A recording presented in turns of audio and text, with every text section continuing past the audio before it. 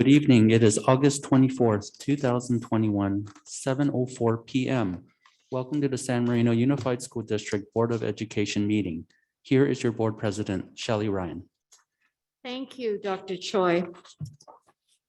The board has taken unanimous action in closed session today to approve the returning of the government tort claim as untimely. Second, the Board of Education took unanimous action in closed session to approve the settlement agreement for student number 9208. Third, the Board of Education voted in closed session to take action to approve a settlement agreement for student 6924. The board votes as follows.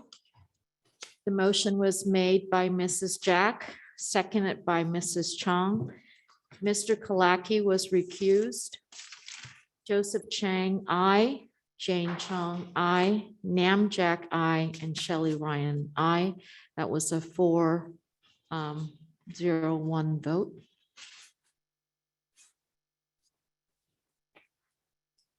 Now we will begin with the open session. Call to order. Please stand and join me in the Pledge of Allegiance.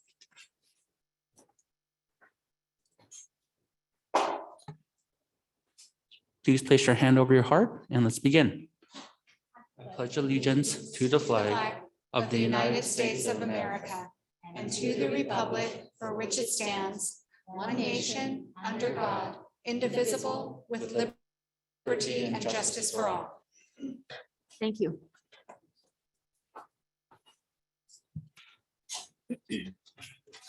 May I have an approval of the agenda? I make a motion to approve the agenda, President Ryan. Thank you, Mrs. Jack. Second. Thank you, Mr. Chang.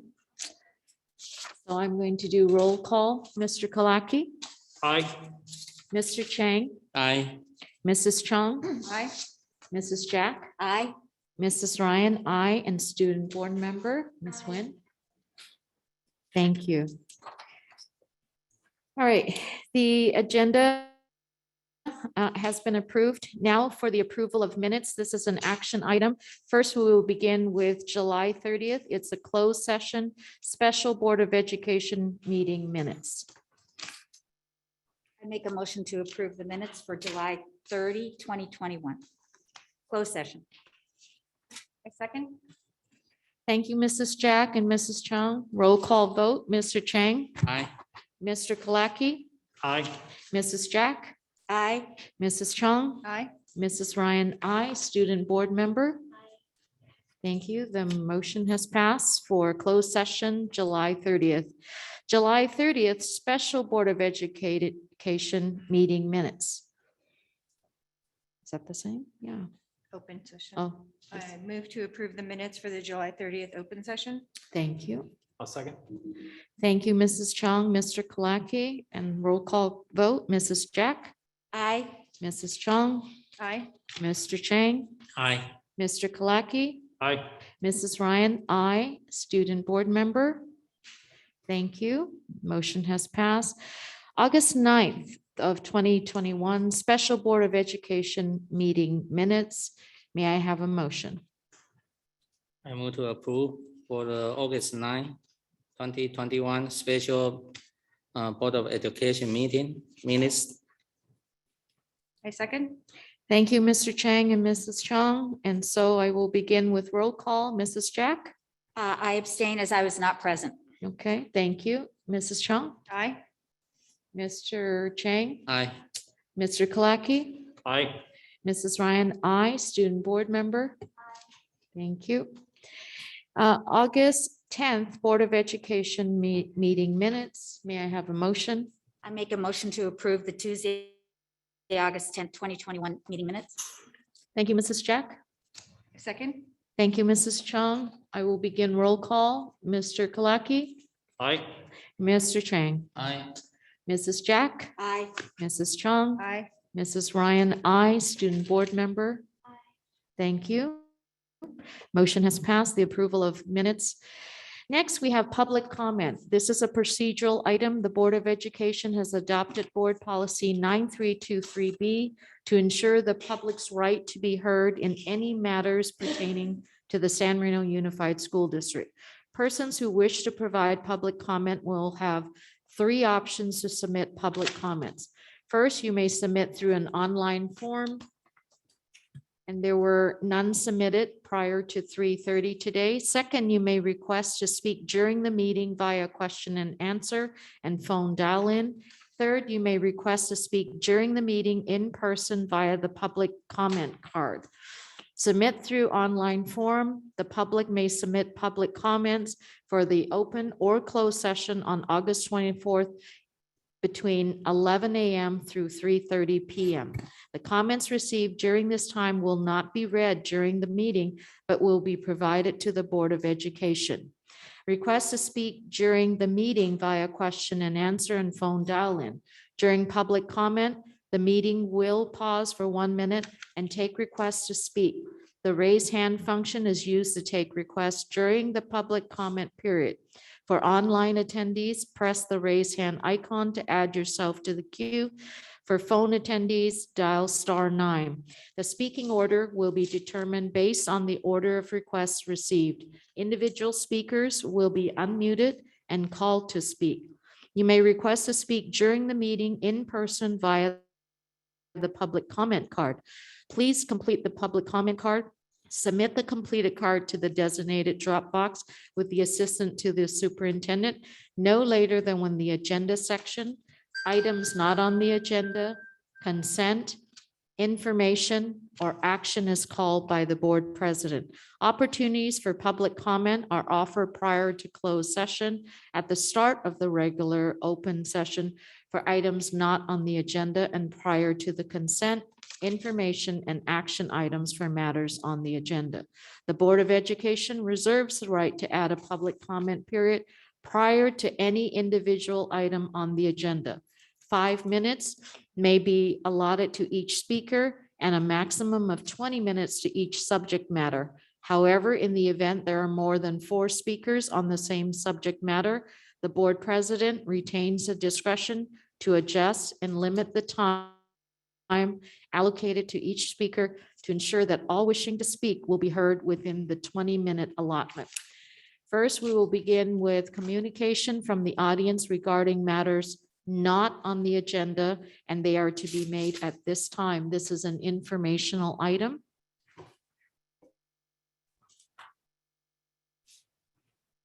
Thank you, President Ryan. We are pausing for 1 minute to take requests to speak regarding matters not on the agenda.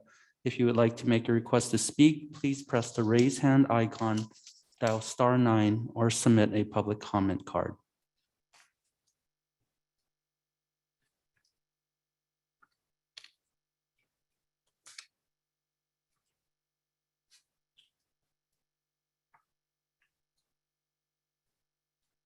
We have 30 seconds remaining. If you would like to make a request to speak, please press the raise hand icon, dial *9, or submit a public comment card.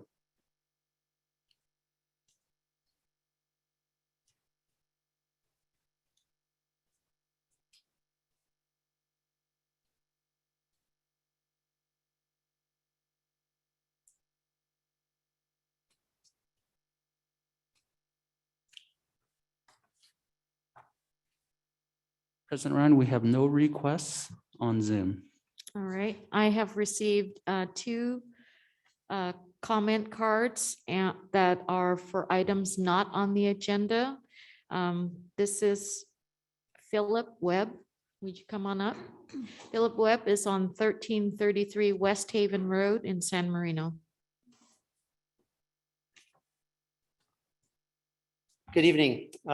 It's good to be back with you all. I'm here to speak in regard to the last board meeting on August 10th. I wanted to first thank you, board, for the decision 3-2 in the very controversial decision for not masking our children outside. It was the right decision by not adopting those policies, so thank you. And I applaud you on that decision. I would like to address a few comments that we heard on the rest of that meeting. that were disturbing. Mr. Chang, first, I would like to thank you for your service, and it came to my knowledge, you served the board for 25 to 30 years, and that's a very long term. And again, sincere thank yous for that service.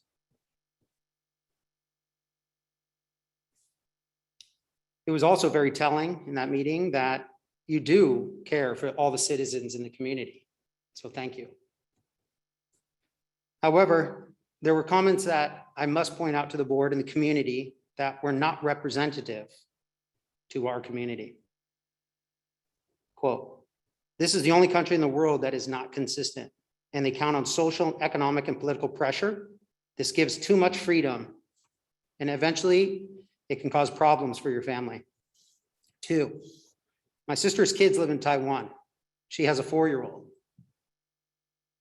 And at the beginning of the COVID, they said to take off the mask, take off the masks. Once they wore the mask, they got used to it and they didn't have a breathing problem. 3, Carver is very lucky and they do not have resistance to this issue. And number 4, tonight's meeting was not meaningful to you. Fortunately, this is a society and a country which we live. With all due respect, this is not Taiwan. This is a democratic society. Comments like these are disturbing for myself and residents that I've engaged in here in San Marino, and they do not represent the entire community. We all know COVID is controversial. And to me, frankly, you should not have been surprised that some parents came here in support to fight for their children. You basically just threw up your hands in the air and said that this meeting was not meaningful. And if the process bothers you, sir, maybe you need to reconsider your term on this board. Because that meeting was anything but non-meaningful. It meant a lot to our community and to our children. Mr. Kalaki, the way you conducted yourself in that board meeting was out of line. Your condescending tone was outright rude. President Ryan even called you out on it. The way you spun the situation and the comments that the board had made was deceiving. You knew what you were doing. And you did it anyways because you did not like the final vote that President Ryan had cast. You must have said 3 or 4 different times, can you clarify, or I want to make sure I understand you correctly. You knew darn well what they had said. The board must have spent another 10 to 15 minutes because of the confusion that you were spinning. And the decision was 3-2. It also came to my attention that you've run for this seat in the past and did not win. Your actions have been noted and will not go unforgotten in this community when it's time to rerun. I think San Marino deserves a better representative in that seat. Thank you all. Thank you, Ward. Thank you. Next, Jonathan Janus. Presentation that I sent to. Okay.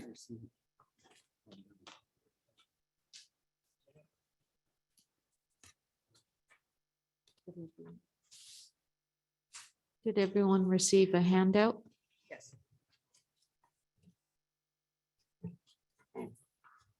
Good evening. My name is Donovan Janus. I have a 3rd grader, Andrew Janus, and a 4th grader, Amelia Freeman. I attended the coffee so graciously hosted by President Ryan and Superintendent Report last week. Now, last week, I also watched Father of the Bride. And those of you familiar with the movie, it starts off by saying, we live in a small town in Southern California called San Marino. I love this town, and not just because it's a kind of place where people still smile at each other. At the coffee, it's very apparent we stop smiling at each other. And in fact, looking at each other, whether we can infect our kids. One parent asked a very good question, what does it mean to be safe? Now, for the people that are at home, I want to see the presentation I'm going for that I handed out to the board. It's available at 17hats.com/San Marino. That's 17hats.com/San Marino lowercase. On the first slide, you can see you have a misinformed electorate. Now, this was a graphic from the New York Times. What are the chances somebody with COVID must be hospitalized? 88% of Democrats overestimated the risk. 70% of Republicans and 77% of independents. This is not a partisan issue, as the New York Times tried to make it out. We all overestimate the risk. Humans suck at risk. We're all more afraid of flying than of getting into our cars, whereas the risk of a car accident is infinitely larger. So let's look for our kids. The initial CDC numbers put in survival rates at 99.997% for ages 0 to 19. Let's put it into context though. In California, we've had 23 deaths in the 5 to 17 age group. Okay, so how many people have been infected? Well, according to the CDC, the seroprevalence is 32.6 to 43.3%. So we're going to use the lower number to be as pessimistic as possible. On all these slides, the references at the bottom, you can look it up. I make sure that this data is as objective as possible. So let's do some elementary school math. In California, we have about 40 million residents. 16.7% are in the 5 to 17 age group. It's about 6.6 million kids. Now, according to the CDC, about 32.6%, that's the low estimate, have had COVID. It's about 2.1 million. Out of those, we had a total of 4,600 hospitalizations and 23 deaths. We have 2,750 kids in San Marino USD. So if we put all that together, that means the risk if every kid in San Marino will be infected, that means 0.029 would pass. Let's put that into perspective. That's one child every 34 years. If every child would be infected and no immunity. In reality, not taking obesity into account, all those things, we're looking at one child every 100 years, if not longer. That's a very acceptable risk. We've only had good news when it comes to COVID. When we put it into perspective, less people die of COVID than the flu, drowning, heart disease, homicide, suicide, field accident, and cancer in the 5 to 14-year-olds. So there's a really good graphic from the Financial Times. For anybody over 30 that is vaccinated, there's still a higher risk than kids that are unvaccinated. And that's why our kids at lunch are safer than Mr. Pelosi, Speaker Pelosi, at her dinner in Napa. Now, I don't attack Mrs. Pelosi for having a dinner in Napa. She's being perfectly safe. But our kids are safer still having lunch. 1 minute remaining. Okay, this is also why the CDC doesn't have a close contact thing for kids. They have exception for kids in K-12 indoor classrooms, as long as they're above masks. But Delta, well, Fauci says there's no definite evidence that children are suffering greater severity level of disease. But Delta, right now, if you look at the graphs from the health data of the government, we have 110 kids hospitalized in California in total. 30 seconds. I'll skip over the things in Pasadena, but the median age in Pasadena of death is 81 years. The average life expectancy in California, 81 years. Long COVID for kids, studies from the UK have shown it's not an issue. When it comes to kids, it's all been good news. Children are less likely to get infected, they're less likely to spread, no long COVID, no chance of dying, grandparents are vaccinated, teachers are vaccinated, the kids are as safe as possibly can be. One correction, I'm nearly finished. Last time I was here, I said the CDC had not done a study on masks in schools. I was wrong. They did one on 90,000 kids. What did they find? No statistical benefit from wearing a mask in a classroom. Think about that, why that study has not been publicized. I have one simple request. Follow the medical science, not the political science. Thank you. Thank you.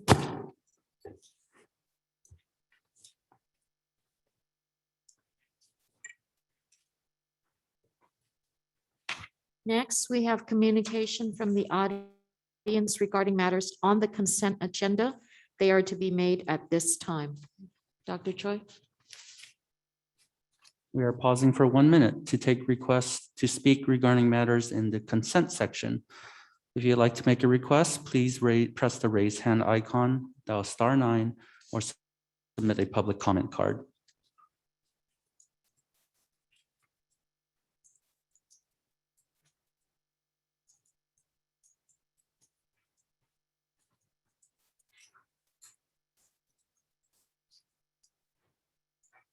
30 seconds remain. If you would like to make a request to speak regarding matters in the consent section, please press the raise hand icon, dial *9, or submit a public comment card.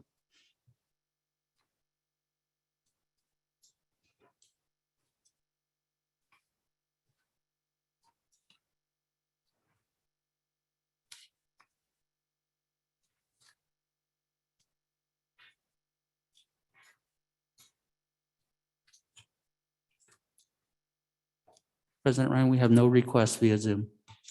Thank you, Dr. Choi. In 8A is the consent section. May I have a motion? I would like to move to, I'm not sure how to do this, so you might have to help me. I would like to pull 8G to discuss later after we have had discussion of 11D. So make that motion. Move item 8G to return to discussion after 11D. Thank you. May I have a second? I second. Thank you, Mr. Kalaki and Mrs. Chang. So we will be moving 8G to after 11D. Is that what you're saying? Yes. Okay. You said 11D is in, After 11D is in dog. thank you. Okay. So may I have a motion to approve the consent section excluding we have to vote first. Okay, sorry. Mr. Kalaki. Aye. Mr. Chang, Aye. Mrs. Chang, Aye. Mrs. Jack, Aye. Mrs. Ryan, I, student board member, Ms. Nguyen. Thank you. The motion has passed. And I move to approve the consent section of items 8A through 8F. May I have a second? I second. Thank you, Mrs. Chang and Mrs. Jack. Roll call, Mrs. Jack, Aye. Mrs. Chang, Aye. Mr. Chang, Aye. Mr. Kalaki, Aye. Mrs. Ryan, I, student board member. Thank you. The motion has passed for consent section 8A to 8F, when we will be revisiting 8G. Communication section, communication from the Board of Education. This is an informational item, 8A. Mr. Kalaki? Yes, so since our last time that we've met, had an opportunity to participate in a lot of great events around our district. I had the opportunity to be part of the HMS new parent orientation. It was very informative, and Mr. Topolian did a great job in welcoming many sixth grade parents as well as parents even new to the district who were eighth grade. It provided a lot of information and kept everybody informed, so that was great. Also took part in the back to school nights at Carver and Valentine. Had an opportunity to step into some of the teachers' classrooms and learn quite a bit. I also had a very nice opportunity to hear Dr. Lin answer some questions about masking and what kind of information is given to our students at that school with regard to being good citizens and doing what we can to keep everybody safe. So that was very good. Also, I attended the San Marino Motor Classic and saw one of our own at the Motor Classic, Mr. Topolian, who had a car that was in competition, which was a beautiful vehicle. And saw a lot of people from our community, kids and Rotary members and so on. I've had an extensive amount of communication from numerous families from multiple campuses all over the district, with a lot of questions about outdoor education, with a constant and consistent number of COVID positive cases on our campuses. And one of the best pieces of information that I heard in the last couple of weeks was the FDA full approval of the Pfizer vaccine. So that was great news to hear that anybody that's been waiting to get a vaccine until there was full FDA approval, we now have that. So definitely encourage anybody who wants to get a vaccine to get out there and please get it because it helps keep everybody safe.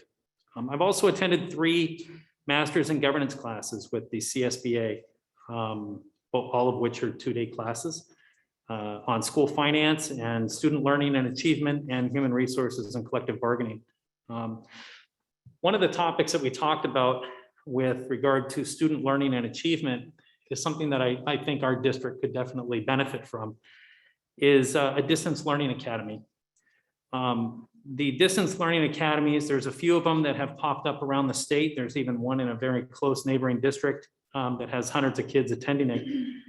It provides an opportunity to get quality education, and it allows students to avoid what they may see as an unsafe situation with exposure to COVID, but also receive education that's different than the independent study program. I think also if our district were to provide that, it would also protect us and provide opportunities for quick education at a quality level if there's other emergencies, such as facility breakdowns or earthquakes that may cause problems with some of our facilities. And it could also potentially boost enrollment, which could then provide additional funding to our district. So that's something that I definitely would love to see our district be a part of. And then I also am looking forward to the HMS and the high school virtual back to school nights.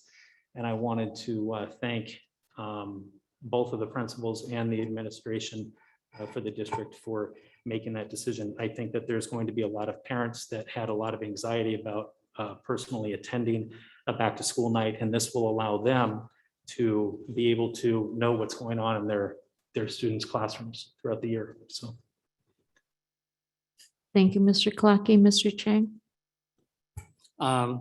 First of all, I'd like to thanks for Carver and Valentine principal.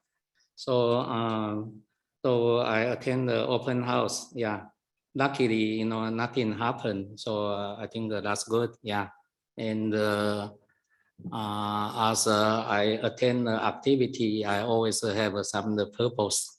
I'm not just go to show off I'm the school board member, because I have a very valuable time. Yeah, so school board just one of 5 organizations as a trustee I work in. And most organization I'm working for the Main Street, not just the Chinese organization. Okay, so first of all, usually I don't respond about the audience, the comment. But if the audience is too personal, I would like to say something, and I'm not the audience, so I don't have a 3 minutes the limitation. So I want fully translate what my goal serve for the school board member. Sorry about if I want to reach you, what you say, I need to run another turn, because right now I only the 20 year, I'm not a 25 year. Okay, so for the school board member, but I'm the one Chinese or Taiwanese and work in the Main Street for the Marino community for a long time. I think I work with your mother. Okay, your mother probably know me. So you mentioned about my Taiwan trip. You think I'm just care about Taiwan? It's not right. Actually, Taiwan did a wonderful job. Unless a couple months ago, one of the pilot, they stay in the Taipei a couple of days, but did not do the good protection, and then spread to the Taipei. So Taipei have about a 2 month or 3 month crisis.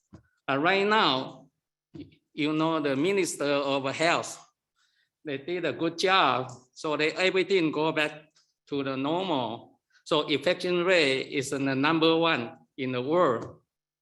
Okay, so I don't really care about Taiwan because right now I treat San Marino is my hometown.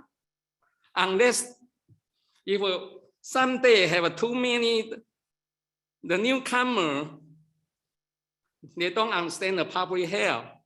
So I will move out. So far, I don't have an idea I'm not going to move out because I have the next generation, you know. I don't identify which party I am. I think this one trying to persuade the both party, they have some intention. I don't care about the party, but you can check which party I am. But not necessarily. I will trust any party, the policy or the favorable idea, because I think I'm the well-trained people. I have my brain. Okay, I will use my own judgment to see which one is beneficial to human being, which one is good for the San Marino community. If you think you are doing the right, I respect you because that's your child. But 20 years, I run for a school board member, not for my kid. Okay, not for my kid. When my first two turn, nobody know my son name because I don't want to be special. I never, for my two son issue, I never bring up and give to the principal, say, please take care, because no need to do that. My son, with my training, he can independently to judge what he need to react. In the school, he doesn't need a parent. Every day say, oh, you go to the school, what you need to do? Because that training, education training, totally is wrong. Totally is wrong. I have a Chinese name or Taiwanese name, but I am the American citizen. All I did is for the mainstream. When I became the hospital administrator, congressman come to my hospital, say, congratulations, okay? You are the first one,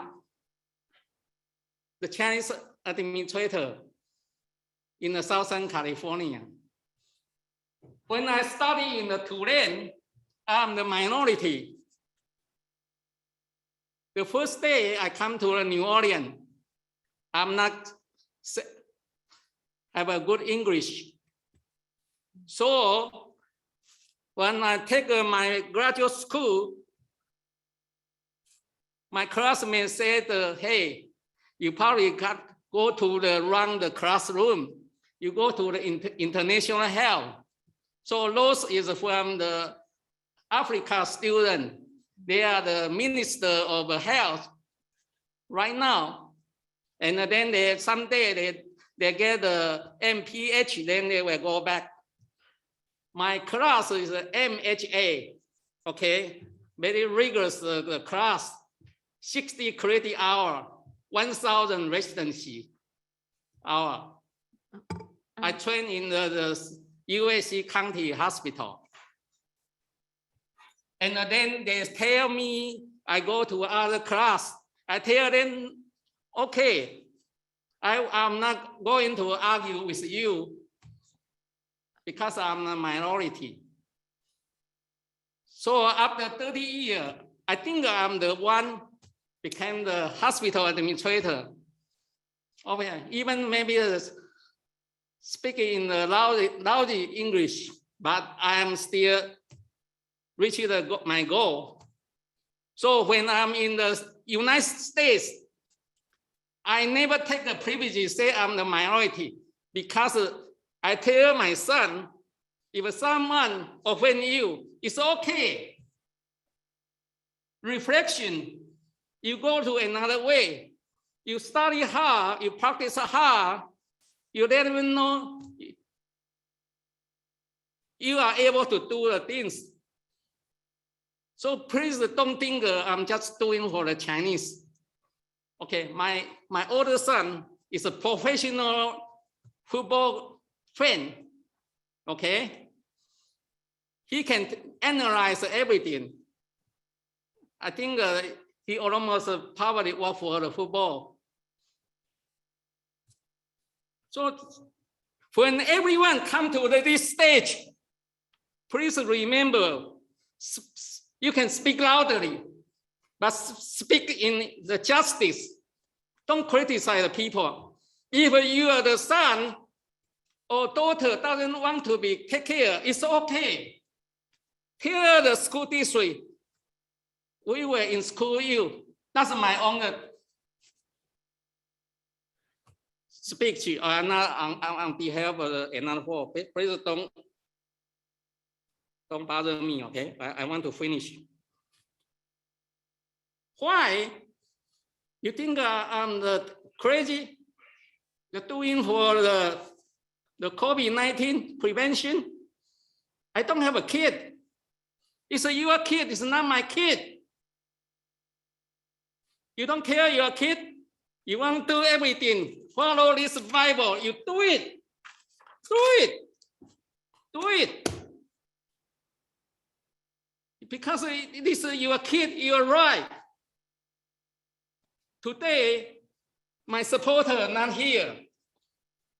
You want me to tomorrow get all my supporter here. When I run the school board, I always in the top. Because citizens, especially old folks, they know I care about the community. You go everywhere. From the Daisy Park, from the Rotary Club, everything I participate. Because I know the minority want to be respected, you have to do something. So I'm every day, my life is not working in the Chinese community. I don't know what is wrong. I try to help the school district. So I became the enemy. For my last 20 years, this is the first time.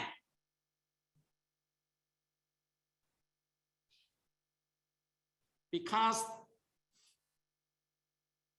COVID-19 virus not come to your house. So you think it's okay.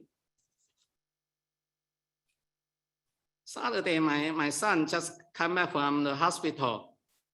He said the patient is screaming and suffering. And then there is not enough nurse.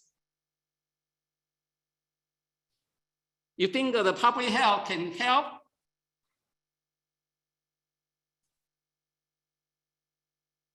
I can agree the public health. What is the outdoor definition? Outdoor definition. You think you show me the Pelosi, I will happy? You think I'm the same party with the Pelosi?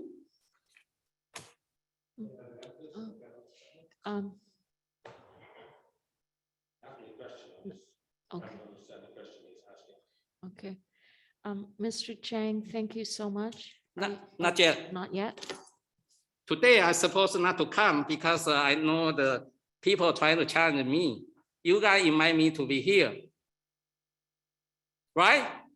Mhm. With 20 years the community service and the people doesn't understand, and I have to be tortured here. Last meeting only one time. This is the second time. You can bring your input. It's okay. You don't have to mention my name, but you want to mention my name. It's okay.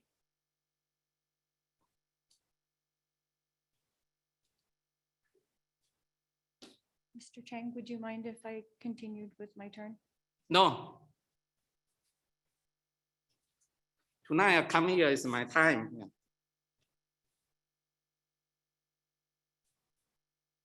This has just happened in after 20 years. I serve as a school board. Cannot communicate with the parent. Parents they move here, they think they are intelligent, they are well educated. But just the tiny issue want to argue with the school district about the guidance. If your kid is not want to do that way, it's okay. LA County already said, yeah, it's optional. Yeah, right now, we are optional.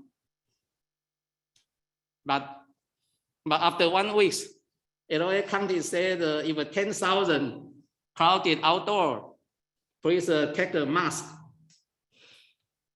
So I challenge the LA County Health. What is the policy? What is the policy? The policy, I know what the LA County trying to do. When they see the serious, then we'll use the more the serious the guidance. The life only the one time. But it's your kid. It's not my kid. It's not my kid. My kid also from the K to 12 here. They are working with the Caucasian parent very well. And right now they are okay in the society to feedback. So what's the problem as the Chinese? It's me just have the discrimination and on the Asian. And right now we are trying to trigger to this kind of issue. Philip, we are trying to trigger this issue about the entire Asian. I have to respond. I have to respond. No, No, no. no.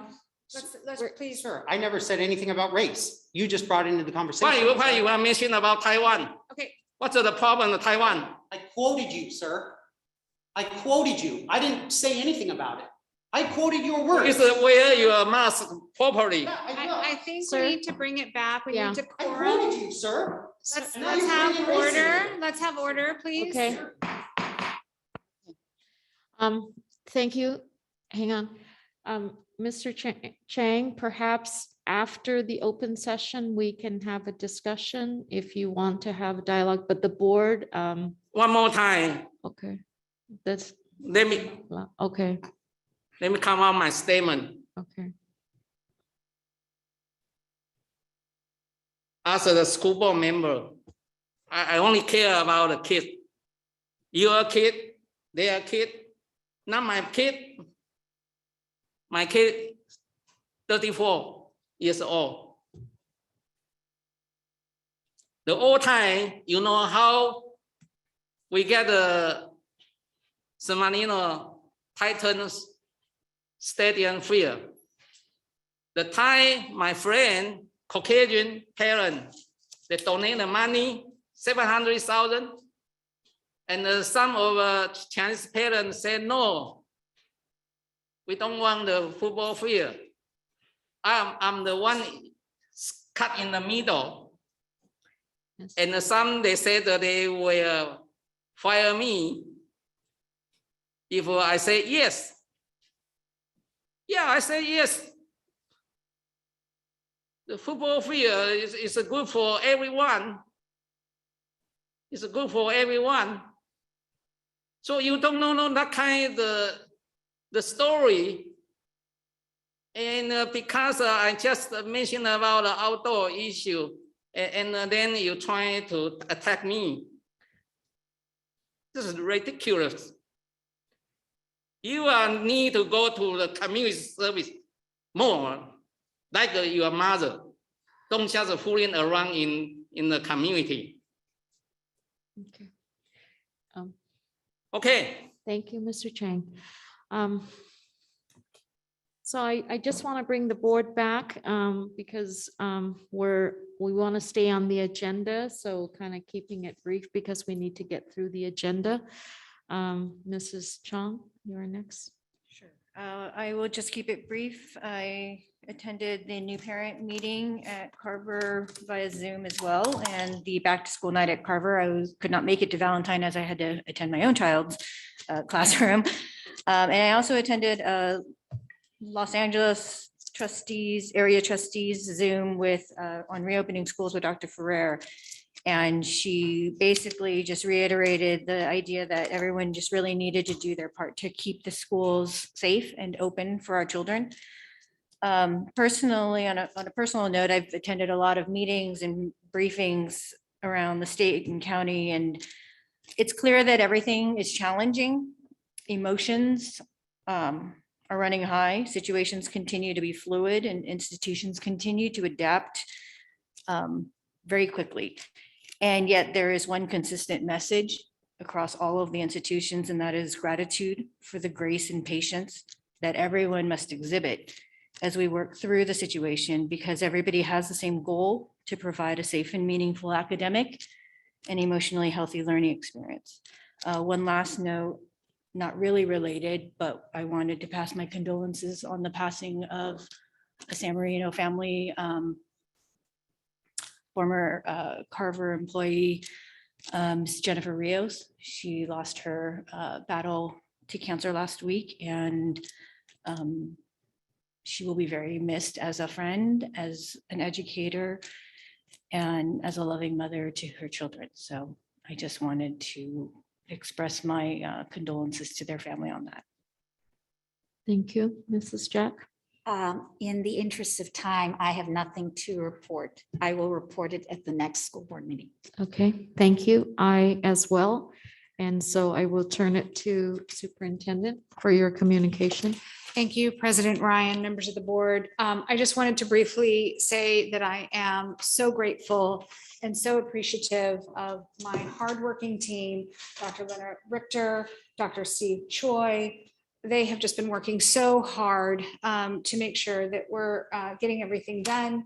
As you all know, we've had layers and layers of responsibilities added recently. Alana at Valentine, working so hard with a smile on her face. Dr. Lynn, just an amazing presence at Carver. Principal Kurtenbach has been working really, really hard. So I want to thank him for his dedication and hard work. And of course, Principal Topalian and Assistant Principal Hazlett. Thank you so much for everything that you're doing to keep our kids safe and engaged in learning. And I had the pleasure of visiting Carver Elementary School yesterday and getting into some classrooms, and it was just a joy to see so many children sitting at their desks and just working, engaged in learning, and smiles on their faces. I had the opportunity to read a story to a class of kindergartners yesterday, and it was the absolute best part of my day. And that's why we're all here, for the love of our children. And I think that that's what we all have in common. So I just wanted to share that with everyone. Thank you. Thank you. And now student board member. I will also give up my time and save it for the next meeting. All right. Thank you so much. Communication from the audience regarding matters on the information agenda are to be made at this time. This is an information item. Dr. Choi.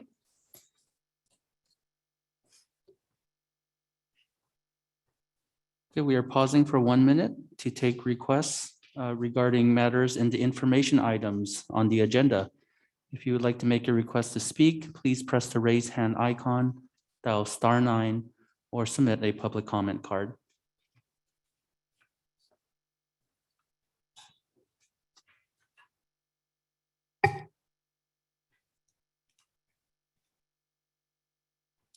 We have 30 seconds remaining. If you would like to make a request to speak regarding information items on the agenda, please press the raise hand icon, dial *9, or submit a public comment card.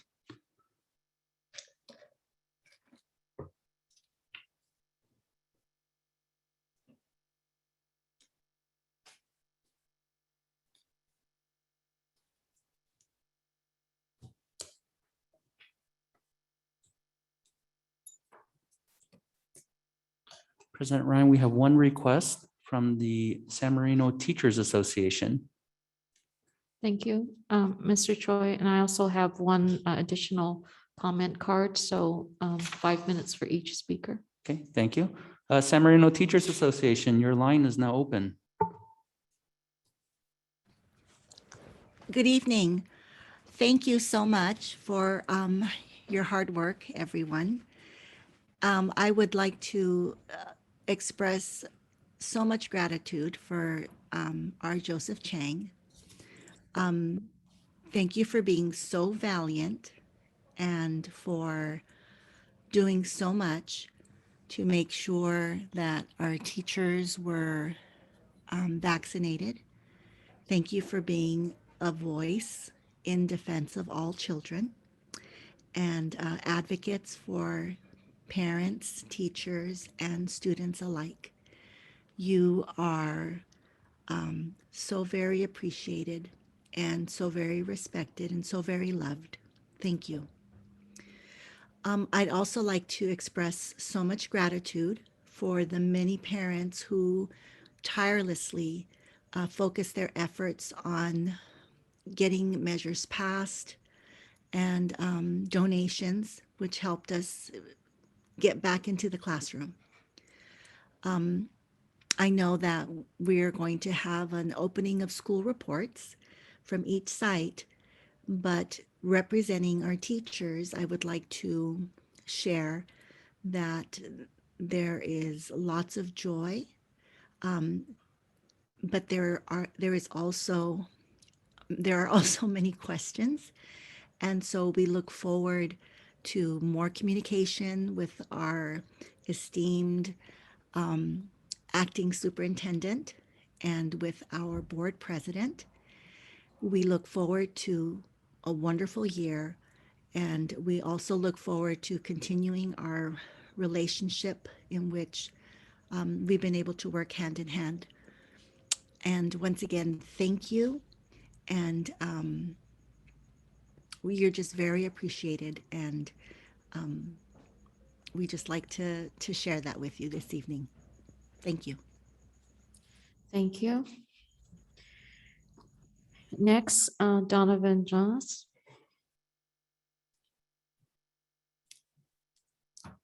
Good evening again.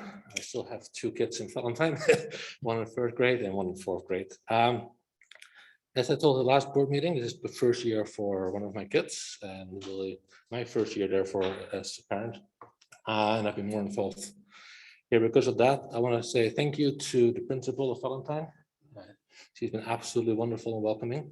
I want to say thank you to President Ryan, Superintendent Report, and Dr. Stephen Choi as well. I've had very productive conversations with all of you. The kids are thrilled to be back in school.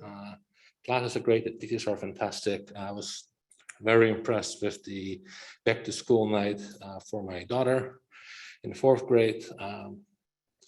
Very pleasantly surprised. It was absolutely fantastic. Now, there's a lot of anxiety around reopening with kids as well. I'm part of several message groups with parents, and we all have different opinions. And as we go back to school, one of the things I really appreciated in my conversations with Principal Alana, with the administration, I think is the thing that this country has become very divided politically. And the thing I showed earlier about the misinformed electorate, as I said, this is a non-partisan issue. But these days, it's very much, if you agree with me, you're a good person. And if you don't agree with me, you're a bad person. I don't think you're good. I don't think I'm bad. We're just people that disagree. And together we have to fight this. All of you are in an impossible position. And rather than focusing truly on reopening, you have to deal with contact tracing and other things and things that take away from the whole point you became an educator. And I applaud you for doing the job that you do. It doesn't mean that people can't try to provide different perspectives. I want to make very clear, because we didn't have that much time in the first go around. I thought I made it clear at the last board meeting, I'm not anti-vaccine, I'm not anti-COVID. COVID is a real thing. Doesn't mean that for kids, however, it's a risk. For kids, it is not. I've read hundreds of studies about kids, and in this age group, it's not.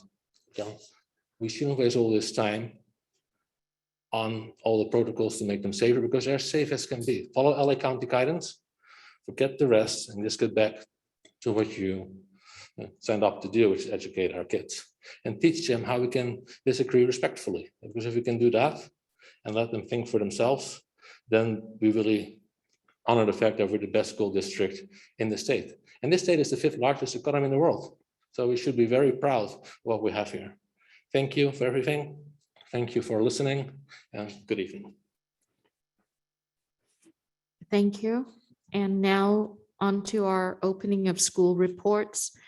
San Marino Unified esteemed principals, thank you for being here tonight. And this is an informational item. The school site principals will provide reports on the opening of the 2021-22 school year at each of the campuses.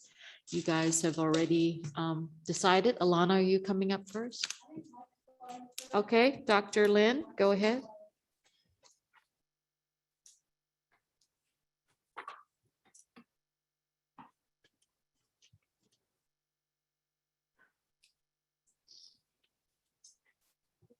Thank you, Board President Ryan, Superintendent Dr. Linda De La Torre, and members of the governance team.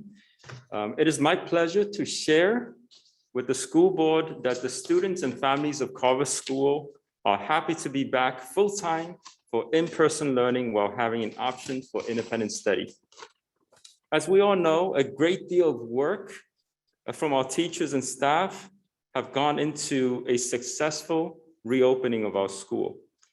Here are some photos taken in the last 2 weeks that illustrate the attention that we have placed in keeping students safe and also allaying anxieties and worries so our kids can be brought back to school. Classrooms and indoor spaces are well ventilated. Windows and doors are open. HEPA filters are running, as well as the HVAC filters have been upgraded thanks to our MNO to high efficiency filters. Desks are separated to optimize physical distancing. Outdoor spaces are used where possible. And there are 11 more portable hand washing stations outside. There are also multiple hand sanitizer stations all around campus. We're also doing weekly COVID testing and parents opt in based on consent every Monday. And the main thing is kids are back in school. They're engaged and they're learning. Also, back to school night was very well attended, and there is a general sense of trust that our families have about the school reopening process. Students are now settling in. This is our 3rd week, and it is so good to see a level of normalcy returning this year because kids are no longer doing distance learning. And that is pretty much it for me. Thank you. And I would like to turn it over to Mrs. Borey. Thank you, Dr. Lin.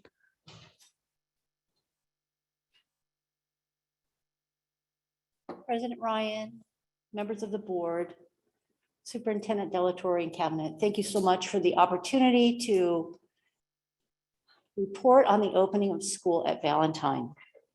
Which one? Forward? Got you. Okay, thank you.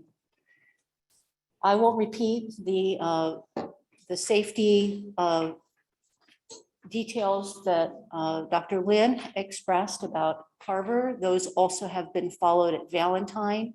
We've been keeping a very, very close eye on that, and we've been incredibly vigilant. I would like to highlight some of the events that we've had since school reopened. The first day, we had 2 new parent meetings for English and Mandarin speaking parents that were very well attended. Back to school night, I'm delighted to announce, looked like we had close to 90% participation. It was really well attended. And teachers graciously provided all the information to parents who weren't able to be there in person as well. We are 620 students strong at Valentine, and we are 57 faculty and staff, 7 of whom are brand new teachers to our site. And I'm delighted to report to the board that those teachers are doing a fabulous job. Mr. Janus just attested to attending the meeting, one of our new teachers. They're working closely as teams. They're supporting each other. They've become fast friends already, and our children are the beneficiaries of that great instruction. Our children are thrilled to be back. They love playing with each other. They're delighted to see each other. They're delighted to be with their teachers. And our teachers have worked tirelessly to make connections with their new students and to create really welcoming and nurturing and engaging environments for them each day. And they're loving it. So a lot of creative things are going on in the classroom. And then the last thing I wanted to highlight to you is about HEART. This is our theme, and it's an acronym.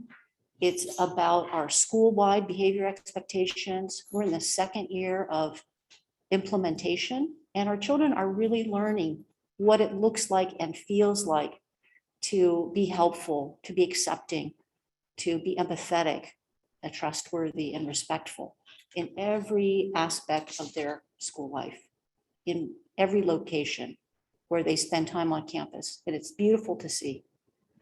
So thank you for this opportunity to report to you this evening. Thank you, Mrs. Foray. Daryl, are you up? Mr. Topalian. Thank you. Good evening, Board President Shelley Ryan, board members and student board member, as well as our Superintendent, Dr. Delatorre, as well as our executive team. I'm here with my assistant principal, Ms. Mary Hazlitt. So as you can see on the board, and those of you that are listening from home, we've got pictures of the greatest middle school in the city of San Marino, Huntington Middle School. So I know we have private schools around us, but we are awesome. We are proud of the things that we're doing. We're excited about the things that we are doing at Huntington. There's a lot of energy on that campus, as you can imagine, with 600 and, well, we just had some withdrawals, but that's because students are out of the state and moving out. So we have just under 630 students at Huntington Middle School. So we're excited about that. We have 2 new staff members on our campus, and that's Miss Mary Hazlitt, who our new assistant principal. We're excited to have her and her experiences. We also have Mr. Graham Lewis, who's new to us, and so we're super excited about that.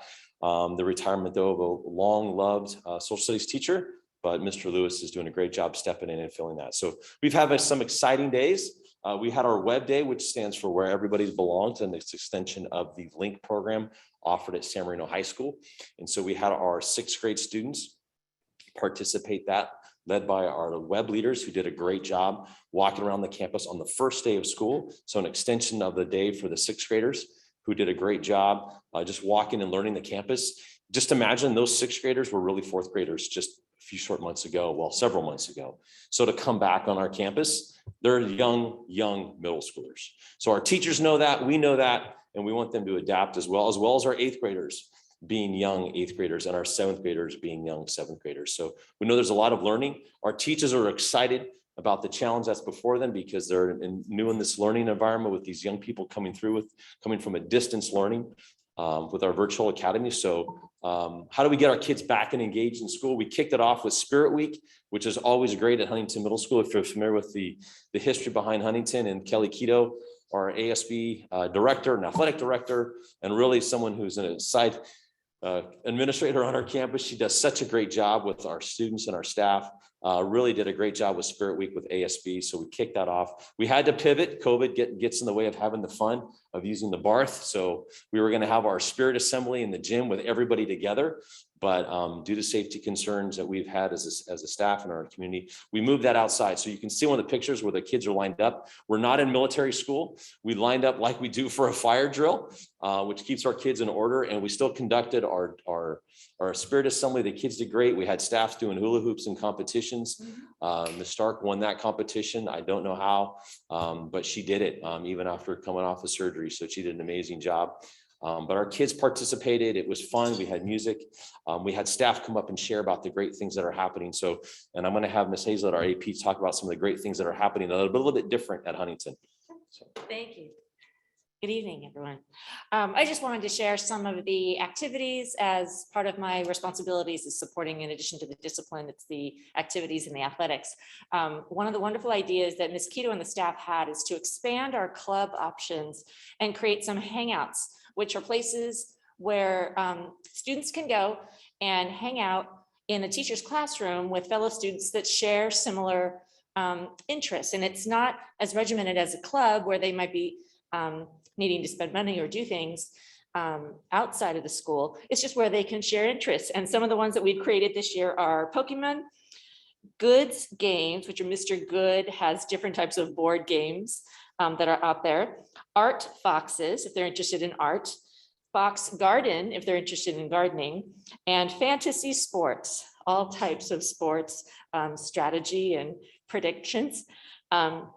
The other thing that we're doing is starting tomorrow, the library will be open for the students to be able to go and print out assignments or use their Chromebooks, because we don't have them using their electronics during the school day unless it's specifically delegated by a teacher. So no cell phones during the day. We want them talking and focusing on each other in school, but they may go to the library starting tomorrow at break and at lunch to use their Chromebooks, and we'll be supervising that to make sure that it's appropriately staffed and supported.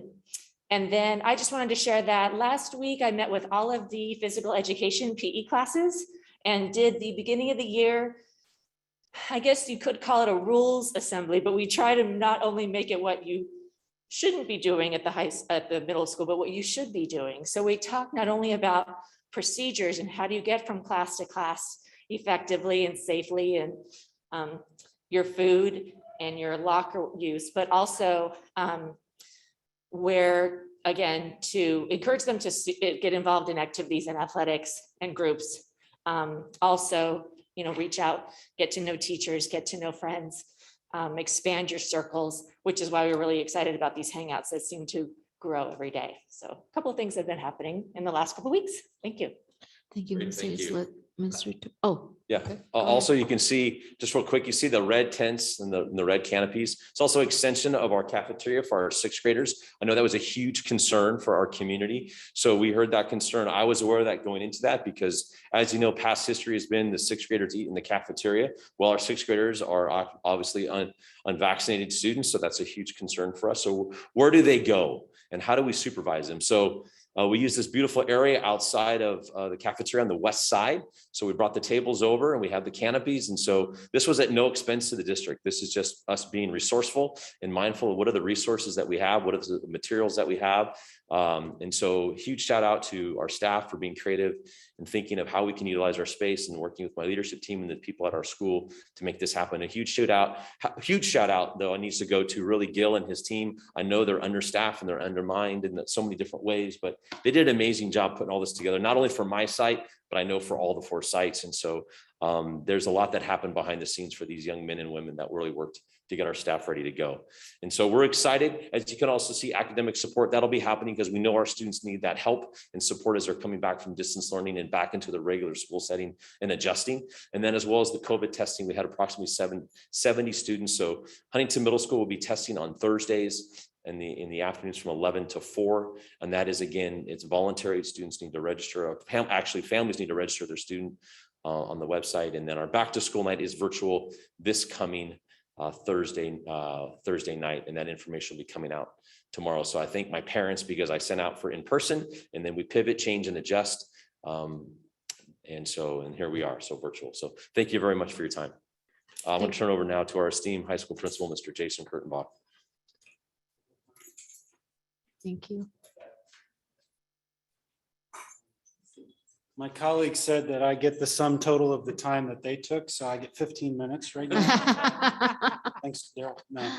I'm going to let that speak for itself. I'm here to represent all of my students, all of my staff, and all of my parents. Done a tremendous job. We've obviously come back from something that no one knew how to go into. And my students have done a phenomenal job jumping right in.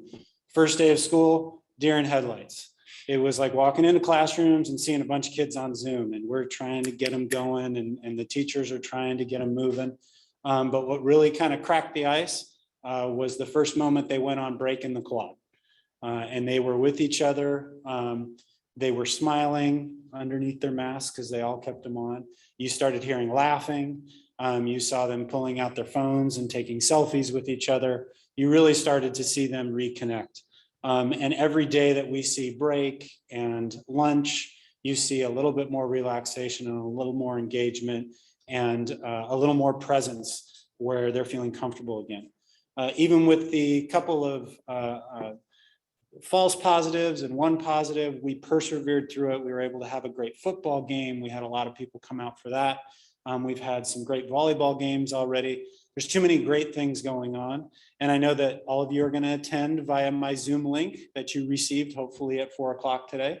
You're going to see some great choir performances. Mr. Jameson will have them spread out throughout the foyer so they can actually sing together and you can hear that.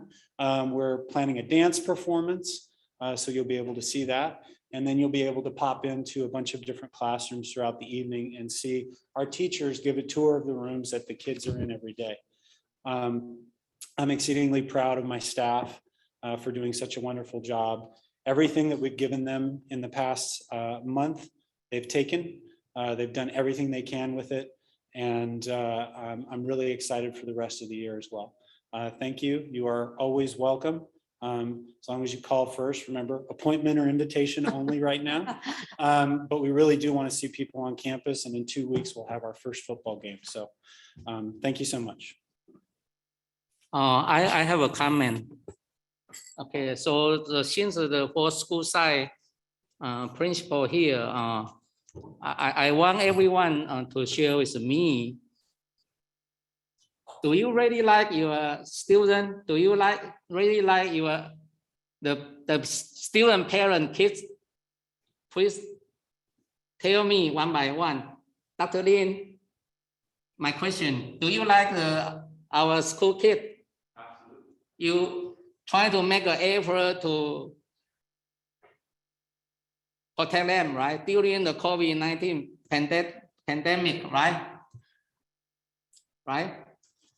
How about Mr. It's my favorite.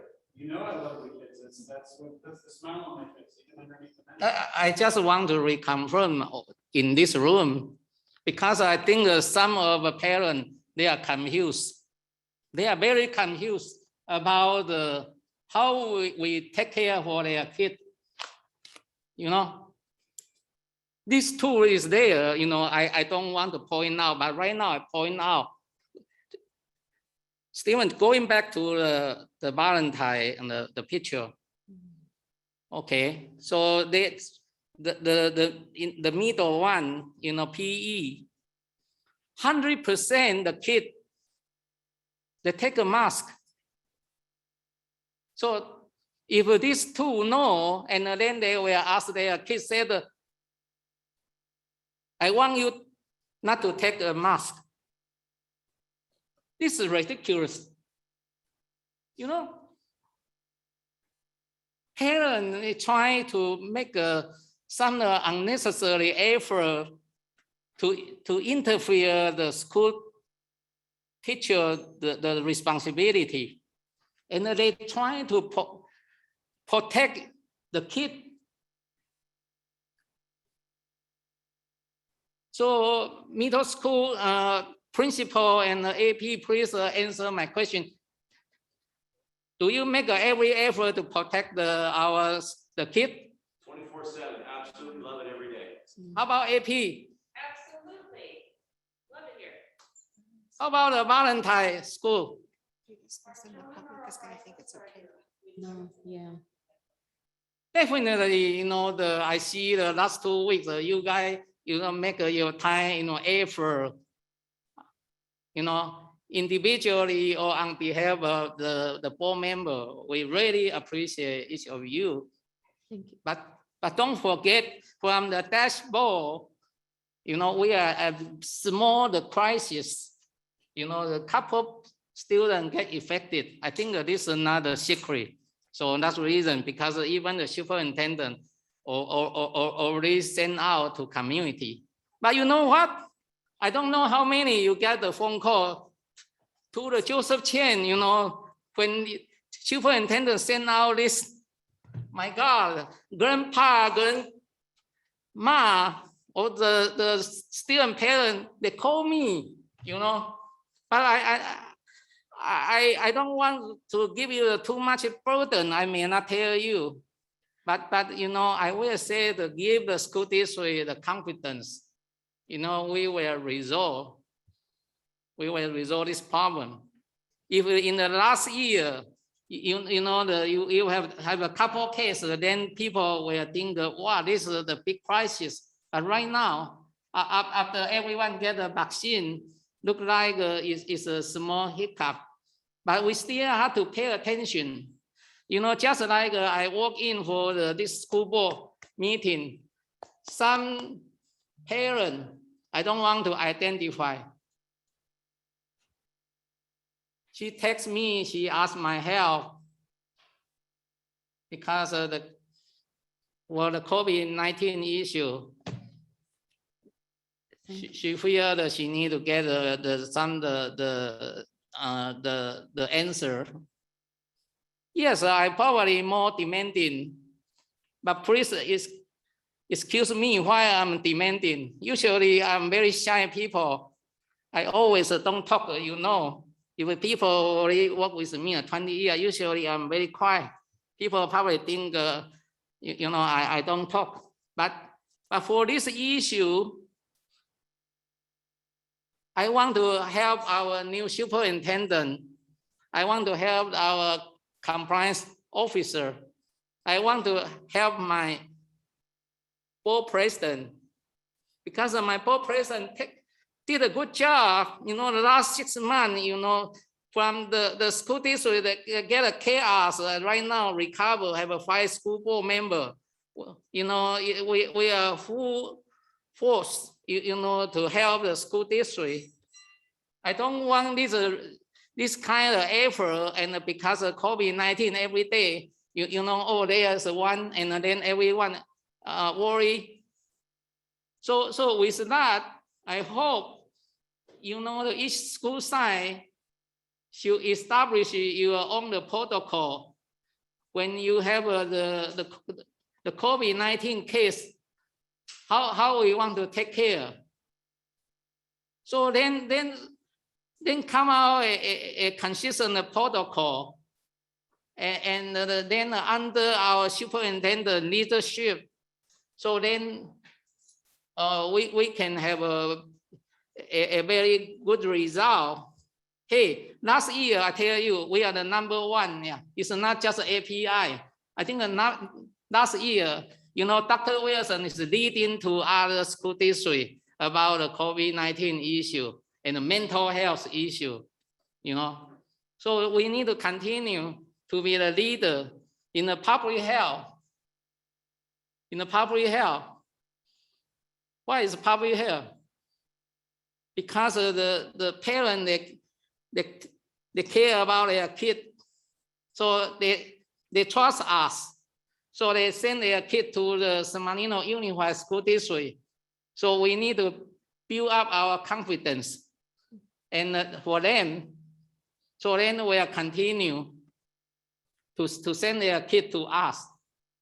We don't want because right now, if we don't have the good solid the protocol and the action, then they say, oh, come on, I don't want to go to school. Okay, I choose the independent study. I don't think the independent study is an alternative not to come to the school for the learning. Independent study is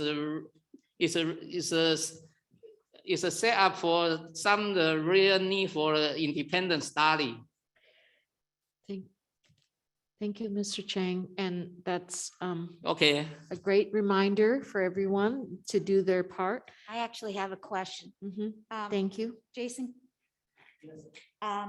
You have in here, right, we have 30 new staff or staff in new positions, right? So how has that been in terms of the process of, integrating them into the school, having them part of, the Titan culture? How has that been? And what steps have you taken in order to implement that? Well, it's definitely been a challenge because last year is when the majority of them came on and we didn't have a lot of them. But many of those people come from different areas of the district. Some came from Huntington. We now have a lot of instructional aides from Valentine, Carver, et cetera. So they have some experience with us, so that's been helpful. But also our department chairs have taken all of their new teachers in and they're guiding them in through, here's what it means to be a Titan. They've all been doing a great job of participating. Obviously, we haven't had too many games on site, but anything that we have had, you'll always see our new teachers there. They're really excited to be a part. Our reputation, of course, precedes us. But really it comes down to helping through our department chairs, our front office, making sure they know where everything is to get them comfortable. And then Mr. Casey and I are out in the classroom really every single day. We check in on them. And then I have scheduled bi-weekly meetings with all of our new teaching staff. So we touch base on curriculum matters, just the culture in general. And then we also have a thriving social committee that's getting going. So we got a lot of fun stuff coming up in the next couple of weeks. We'll be able to participate in that. And then of course, nothing short of our amazing kids who, you know, I've had to sub a couple of times. It's challenging getting subs during COVID. And I forget sometimes you walk out of class and kids go, thank you. Oh, for teaching you? Yeah, thank you. So they're kind of getting the idea of what it means to be in San Marino and how much they're thought of and how much we treasure them. So it's been going really well these last 2 weeks. Last year was the biggest challenge for us. But all of those teachers and counselors have been doing a really great job. Thank you. Thank you. Go ahead, Mrs. Chang. I actually had a question. I was wondering about our independent studies because we didn't address that. I'm just That's wondering- coming up with, no? No, it's not on. Okay.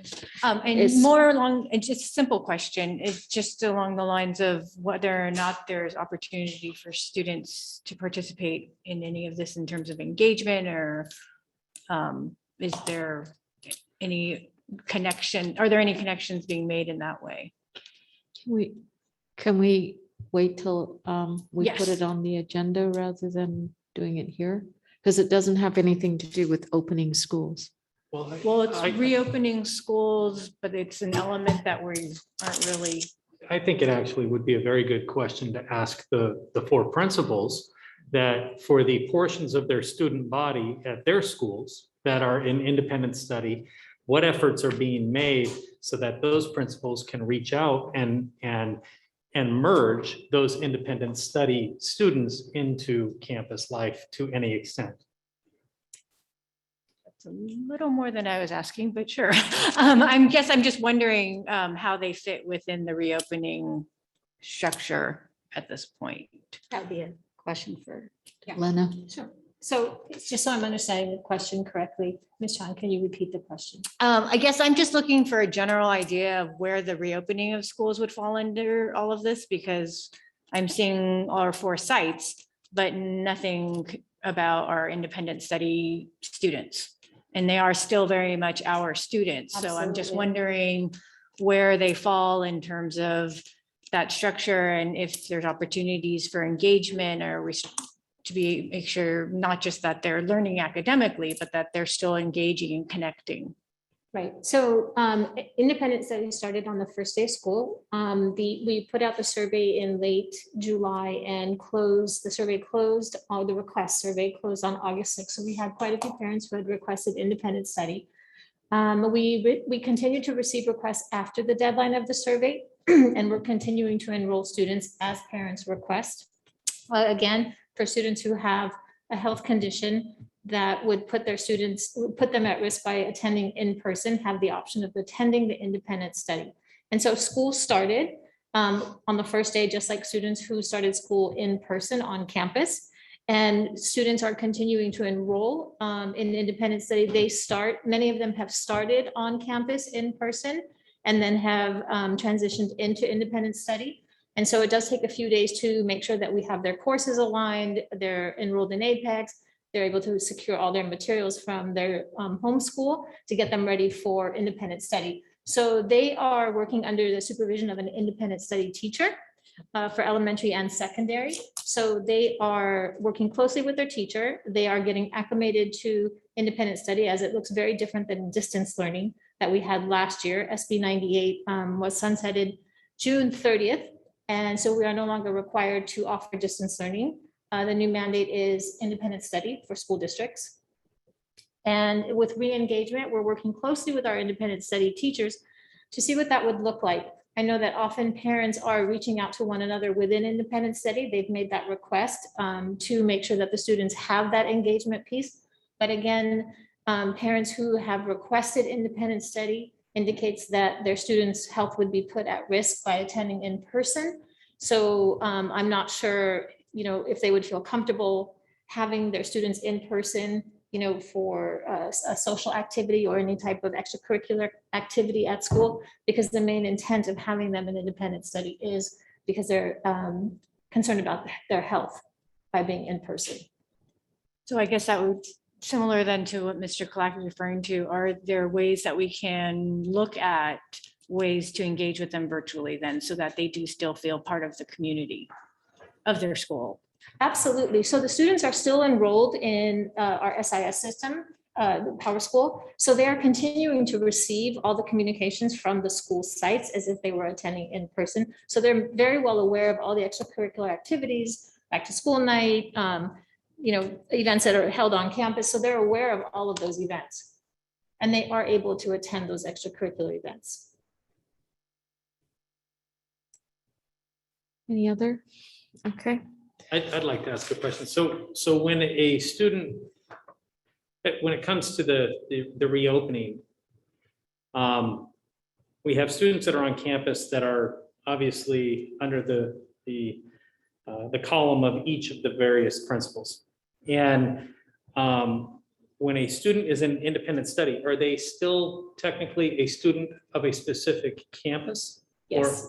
Or, okay, so a Valentine student that goes into independent study is still a Valentine student. Correct. Okay, so that's kind of the question I'm asking is with all of the counseling services and the wellness center services and the on-campus activities at each of the 4 campuses, if we could maybe hear a little bit of how the 4 campuses are reaching out to that population to ensure that they still feel as though they are a full-fledged member of that campus community.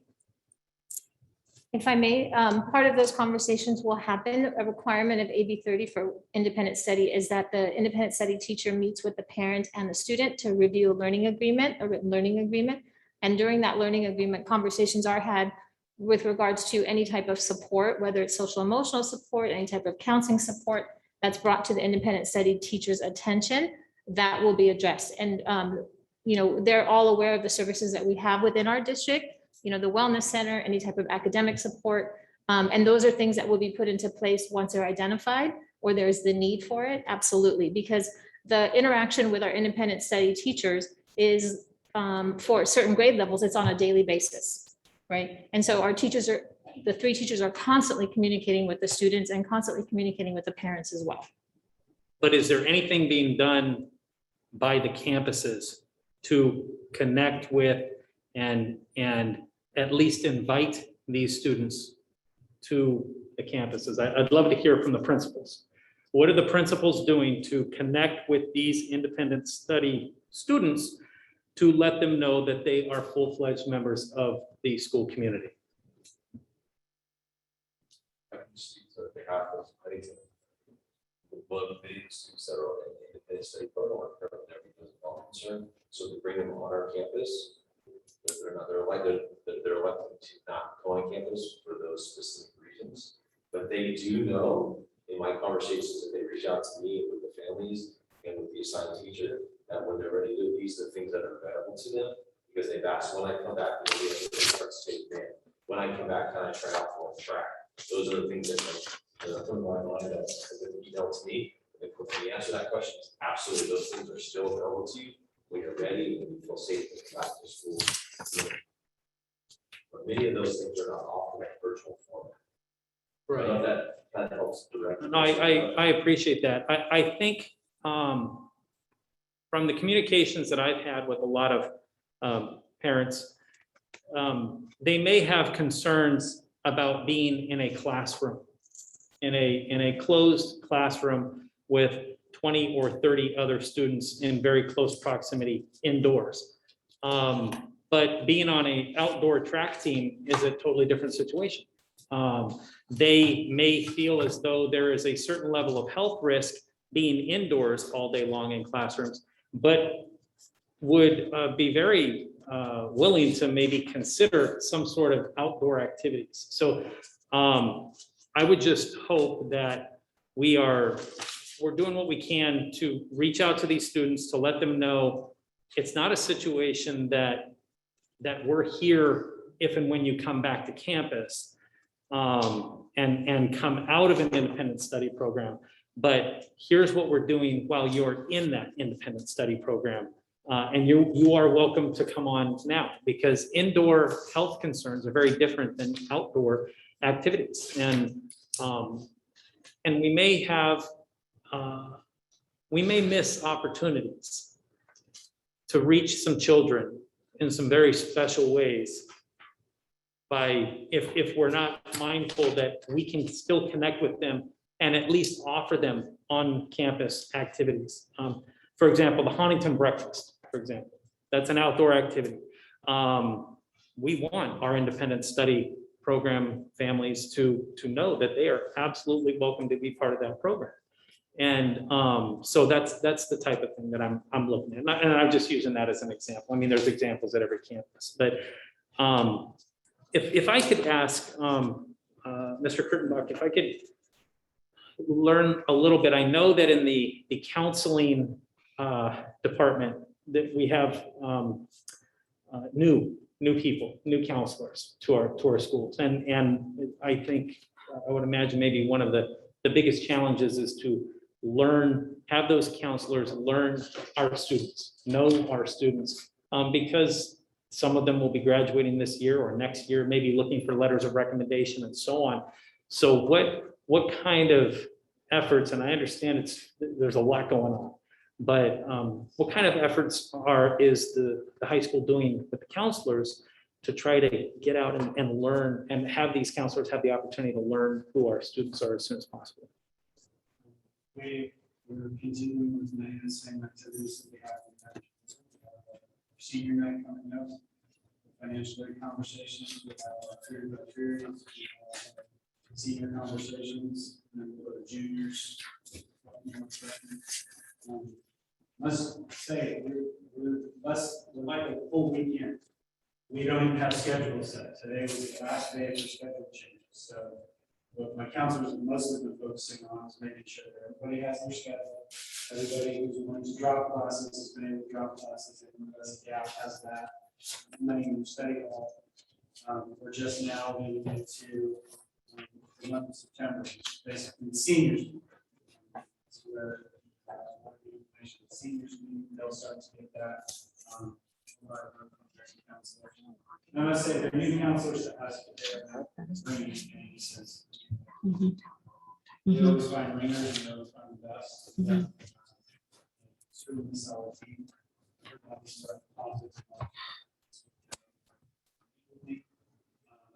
Exceedingly happy with how well they're able to quickly connect with students. And that includes emphasizing students actually spend twice as much time. We got that information from the state with about 20 minutes notice. And we had to completely do a school within the school, which is no small feat. It's quite frankly from the position of administrator working with students. And it's disrespectful the way it's stated. We have done amazing. Our kids have not struggled one bit. And classes they need, electives that they need, so they have the credits they need to graduate, and they're all working very hard thanks to Dr. Richter and thanks to Ms. Hanna. But that was harsh. We're lucky because we're as great as we are. We all come together. We all go in the same direction. really bad for school districts to have. And those kids are going to suffer partially, not really be fine. Just in terms of our independent study, we only have 29 students elected, and the majority of those kids are students who can't attend school because they're not here. They can't get back because there are travel bans, they're too far away, but still recognize the amazing quality education they get here and want to stay. So we've also not told a single kid that cannot participate. Are we doing anything more other than stay in communication with all of our students? No, we're not. We're reaching out, everybody is involved, everybody is welcome, everybody can participate. But right now, our focus is on lines of making sure everybody has their courses. Tomorrow is the last schedule change. So it sounds like there's a lot of interest in this topic, and so I'd like to make the recommendation that we put it on the agenda for a later date so that we can move on. President Ryan, is that okay? That would be great. The board. Thank you. Okay, and we can bring more information back in a presentation to the board. It's obvious there's a lot of interest around this topic. So we'll get back to you. Okay, thank you. Just want to thank each of the principals. I know that the four of you are tasked with some pretty dynamic situations, fluid situations, and a lot of work. So I really appreciate what each of the four of you have done, and all of your teams at your campuses. Thank you. Thank you. Next, the 11B is Titan Wellness Center update, informational item. Hello, I'm Tanya Hendy, and I'm the Wellness Counselor over at San Marino High School. Good evening, school board, superintendent, Dr. Richter, Dr. Choi. Thank you so much, and our wonderful, lovely student representative who's been hanging in there. So we do have a couple of slides of information. I will go ahead and just address one thing that came up. I have actually met with Hannah, and I did share with her about the resources we have in the Wellness Center and different resources to address wellness, should she come across a student that might benefit from something. So, it's been really helpful because she was actually physically there on our campus. So I know the counselors were talking with her, and I also had the opportunity to meet with her, and I think that was really helpful.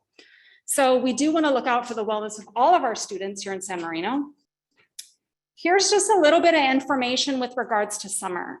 So during the summer, for those of you, I know there's familiar faces here. Last year, we really implemented school-based mental health services at the high school, and we focused, even though we were virtually, we were still able to get ourselves some interns, get ourselves some referrals. We actually ended up with 106 referrals last year for students engaging in services, and that included all of the school sites. Those referrals came from students, they came from parents, they came from teachers. So we're really proud of that. So during the summer, we continued with our services. We actually sent a flyer out to our elementary school sites, which we had not done before. And we had 19 new referrals in the summer when we weren't even actually there.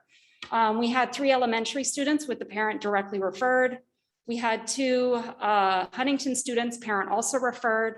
And then we had 14 at the high school with 9 continuing. So I think our goal this year is to really focus on making sure that we are messaging, that we are communicating that we want to address wellness needs, that we are communicating that we understand it's been very difficult for our students and our parents having students at home as long as they have been at home. So as we move into this robust school year, we're very happy to be in person. We think it's critical for the mental health and well-being of our students. So this far, what we're looking at is having actually 9 total interns across the school. So we have bachelors of social work interns. I was looking to put one at each school site to support the staff there. They can provide one-on-one behavioral interventions. They can do SEL in the classrooms. They can do tier 2 small group interventions. And then we also have that additional person to help process those referrals. Then we'll have 2 MSW, Masters of Social Work students, who are also obtaining a PPS credential in school social work. So that is critical because they can provide therapy services. They can do all of the things that a BSW has, but then they also focus on that certificated credential, which requires that they assist in SSTs, IEPs, and attendance. So that is definitely something that is welcome here, especially as we have students might be opting to stay home one day or another because of social, emotional, mental health stuff, not necessarily because of an actual illness. And then we'll have one regular MSW intern, and we have 2 MFT trainees that provide only therapy services. So how can you access the Titan Wellness Center? It's a referral, it's online, and you can easily access it through the San Marino High School website, and you can find it if you go through the district. So what we want to do is always make this information accessible to all. I had the opportunity to present for professional development, and actually one of the aides that attended, she went through all of the websites to figure out all of the paths to reach the Titan Wellness Center. And then she emailed me that information, not only to my email, but also to the Titan Wellness Center email. So what we have come to find out, and me being now in person for the first time, is the school staff really wants to embrace supporting mental health services. And I have to commend the new counseling team at the San Marino High School, because what is happening is we're having conversations about wellness. We're focusing on tier 1 interventions and how do we push into the classroom and how do we make a presence. I can't speak to what that might have looked like prior to my arrival, but I definitely see that happening now, and we're having those valuable conversations. That's kind of it, real brief. I have a question. Sure. Actually, the last school board meeting, there is a budget. No, not the budget. They have a spending on the Titan Wellness Center. So I asking the school district, but so far I haven't got an answer. So I would like Jason. So we made a request to add additional space to the wellness center. And thanks to Mr. Cardenas back here, we just got the new windows up. So it's the upstairs portion. So the frosted windows went in today. And that means that the library is now protected from the dust that would be going up for the drywall. So we imagine it could be done as early as, I'm not quite sure, but I think a couple weeks, 3 weeks. We'll also need to work on the floor after that. So we've got those rooms in, they're all framed, they just have to drywall and finish them. So that will give us 3 individual therapy rooms so that the interns can have students meet with them in private, which is something we anticipated would be an issue, and it actually was today. It's currently an issue, and actually like 6th period is a real hot time to meet with students. And we've actually had to cancel students and move students because we could not find a private space to meet with them. So the additional space is that you take from the extension to the upstairs library. So that's now all the wellness center, and we're going to reconfigure probably a little bit of the current wellness center to add additional space in there as well. So how many square feet for new addition? I don't know. So it can. I'm going to say it's like 100. So it can. So then the divide to how many additional room? 3 rooms. 3 room. Yeah. So about. They're about what, 6 by. They're like 10 by 11. 10 by 11, even bigger. So yeah. So we've got that space. So the figure so is that including for furniture or some we We're need? going to use existing furniture. We're just going to use what we have. We have plenty of leftover furniture in the site right now, so we're going to make do with what we have. Okay, thank you. Any other questions? And if you would like to come by and take a tour, you're more than welcome to Sure, do so. yeah.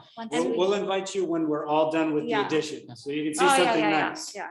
In a few weeks, we'll definitely put that invite out. Thank you. Thank you. And we follow protocols before we. Definitely. We'll invite you or you'll make an appointment. Thank you. Yeah. So beginning of the year, professional development, Dr. Lena Richter, please, an update. Thank you. Thank you, President Ryan, members of the board, student board member. Tonight, I am pleased to share with you a brief update of our professional development learning opportunities. that were held at the start of the 21-22 school year, as well as share next steps. So before I begin, I want to be sure to thank those who were truly instrumental in making our professional learning days very successful. Their willingness to support us on these days is very much appreciated. Mr. Topalian and his entire Huntington Middle School staff for hosting and allowing us to use their auditorium and facilities and teacher classrooms on both days. Ms. Carol Thompson, our food services director and her staff for providing coffee and snacks on both of those days. Dr. Choi, our technology team for offering to share their expertise and making sure all of our equipment was ready to go on both of those days, as well as our members of our district staff for helping with all the details and making sure that everything went smoothly. Lastly, our participants. We could not have had a more successful professional development learning opportunity without all of our participants, and we were very grateful that everyone took advantage of both of these days. Friday, August 6th, we hosted our first day of our 2-day professional development for the start of the school year. For August 6th, participation was optional, and it was offered to all certificated staff and educational assistants. The professional learning was intentionally designed to support teachers as they return to school for the 21-22 school year. A menu of various learning topics were purposely developed and offered throughout the entire day, allowing all participants to self-select sessions based on interest and need using Sign Up Genius. The professional learning model was designed as a 4x7 model, inclusive of 4 timeframes in which 6 to 7 different topics were held simultaneously. Sessions were repeated in the afternoon to allow participants to take advantage of as many sessions as possible. Session topics for August 6th included instructional technology, English language development, social emotional well-being and mental health, special education, and diversity, equity, and inclusion. It was great to see many of our teachers and educational assistants join and engage in this collaborative professional learning opportunity. Overall, we were pleased to see that many of our sessions were filled to capacity with a total of over 100 participants just on August 6th. And these participants included teachers, new teachers to San Marino Unified, educational assistants, and administrators. So we're really excited to see the turnout we had on August 6th. And again, it was an optional professional learning day. Here's just a quick overview of what the schedule looked like. It is a little small. I did share this with the board in one of my weekly memos. And as you can see, the colors represent all the different sessions and the 4 timeframes, allowing us to offer 6 or 7 different sessions throughout the day. And it's important to show that as the schedule covers a wide range of various topics, they really help support our teachers in continued professional development to further accelerate our LCAP goals, our district goals, which include exemplary teaching and learning, flourishing learning environments, and authentic and meaningful connections. I would be remiss if I did not recognize and thank our amazing presenters for this day. We had Danielle Blatchley, our new ELD TOSA, Mihail Papadopoulos, who presented on Webb redesign, John Tran, Raymond Chen, Kwa Kong, who presented on instructional technology, Ms. Tanya El Hindi, who presented on social emotional learning, Eric Negroe, who helped our teachers navigate Power School, Ms. Sunday Johnson, attorney, who presented on special education, and Dr.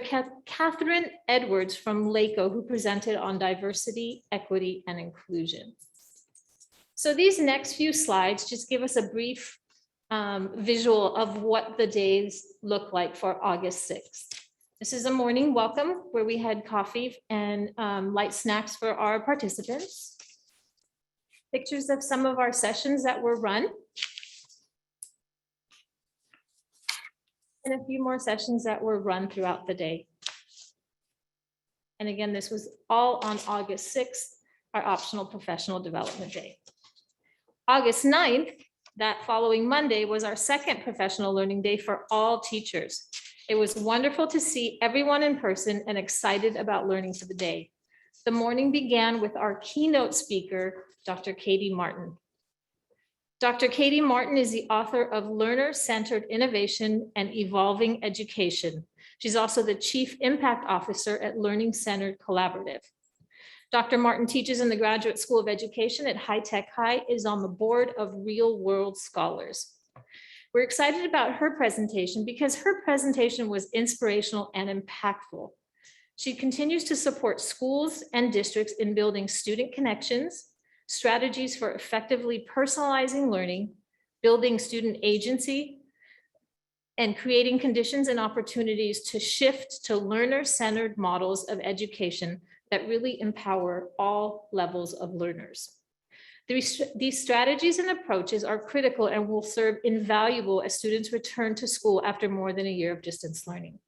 We are very excited and honored to have her join us and set the academic tone for the remainder of the 21-22 school year. Do you keep the videotape on this speech or no? We may have it. Yes, we may. Okay, I'm gonna move on to the next section of August 9th. So the remainder of the day for August 9th continued with Miss Elise Yerke, who is a Coordinator 3 of Inclusive Literacy by Design from the Los Angeles County Office of Education. Miss Yerke works in the Division of Curriculum and Instructional Services as a UDL implementation specialist and an active member of Center for Applied Special Technology, also known as CAST, and the California Coalition for Inclusive Literacy. She presented on UDL, and as we know, UDL serves as a framework to improve and optimize teaching and learning for all learners by creating inclusive classrooms and focusing on presenting various opportunities and ways for students to learn, as well as demonstrate mastery of their learning. We're grateful for Ms. Yerke's assistance during this day, her presentation, but also for helping our district secure a 2-year professional learning grant, again, focused on universal design for learning, which we'll be engaging in for the 21-22 and 22-23 school year. So next steps, we will continue to focus on developing multi-tiered systems of support, a framework that helps teachers and educators provide academic and behavioral strategies for students with various needs through implementation of strategies such as universal design for learning and PBIS, positive behavior interventions and supports, to really maximize the development of curriculum, supports, and opportunities that will allow all students to thrive. As part of our 2-year professional learning grant with LACO, all schools will engage in monthly professional learning through LACO. All 4 schools will have an opportunity once a month to engage in professional learning for these next 2 years. Our first session was actually held this afternoon at Huntington Middle School from 3 o'clock to 4 o'clock, and I was fortunate enough to join that session. I think it went really well. Elementary schools will continue their professional learning with PBIS, a plan to begin PBIS at the secondary level will begin in the year 22-23. And this is year 2 of year 3 for our elementary schools with PBIS. And that concludes the presentation of our brief update. It was a little longer, but I'm happy to take any questions that you may have at this point. All right. Any questions, comments? I have none. Thank you very much. Thank you for that exceptional presentation. Very impressive in terms of the cadre of expertise that's within our district, the depth and wealth of our professional development, and the continuing work that you do in terms of keeping us on the cutting edge in terms of innovation. I really appreciate the bringing forth the student-centered learning and that. So thank you, Dr. Richter. Next. We have Huntington Middle School outdoor education. This is an informational item, Principal Tapolian and Vice Principal Hazlett. All right, well, thanks for having me back.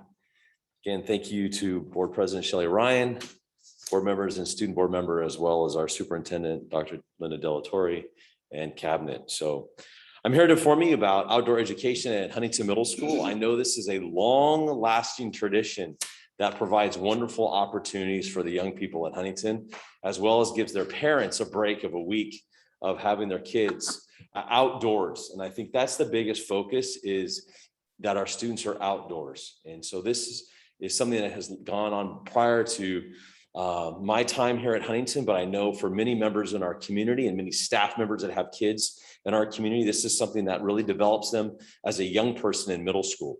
And one of the reasons why they have it at the beginning of the year is for those students to really bond and get connected into the school community. Also, why it happens at the beginning of the year is because before our students get engaged in all the wonderful and just opportunities that they have, be it either in sports or athletics, as well as within the clubs and the organizations that happen throughout the year, and also during that time of choir and band performances and orchestra performances that our VAPA program does and the programs that we have. So over the course of the several years, you see that HMS students have had the opportunity to go on week-long adventures to explore the outdoors. And so, as in years past, 6th grade has gone to Wonder Valley out in the Clovis area. And then the 7th grade has gone to Catalina. And then 8th grade goes to Pali Institute. And years before that, I believe it was, off the top of my head, Astro Camp. But now we're at Pali for 8th grade. The reason that we're doing Wonder Valley, that you see there, it says in parentheses, it says Wonder Valley 2021, is because our 7th graders did not have that opportunity last year. They did not have the opportunity of Wonder Valley. And one of the things that's really nice about Wonder Valley for our 6th graders, which this year 7th graders did not get, is because it brings Carver and Valentine students together.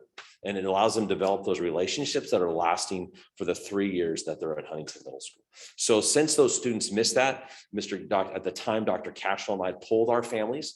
They said, hey, listen, what would the opportunity comes again for outdoor education? Would you like to have Wonder Valley, or would you like outdoor ed? And also with our parents have some feedback in that as well. And our community felt that they would like their kids, those being our 6th graders, going to be 7th graders this year, would really like to do Wonder Valley. So we listened to that. And so hence why we're doing, so in case you're wondering why we're doing Wonder Valley for 6th and 7th. And so I think, do I have the power to the next slide? Okay. So what does it look like? What's the participation look like? Knowing where we're at in these challenging times, what does it look like right now? So I'm here to before you as your principal at Huntington Middle School to give you numbers. So what does it look like right now and just where we're at? What's the interest level?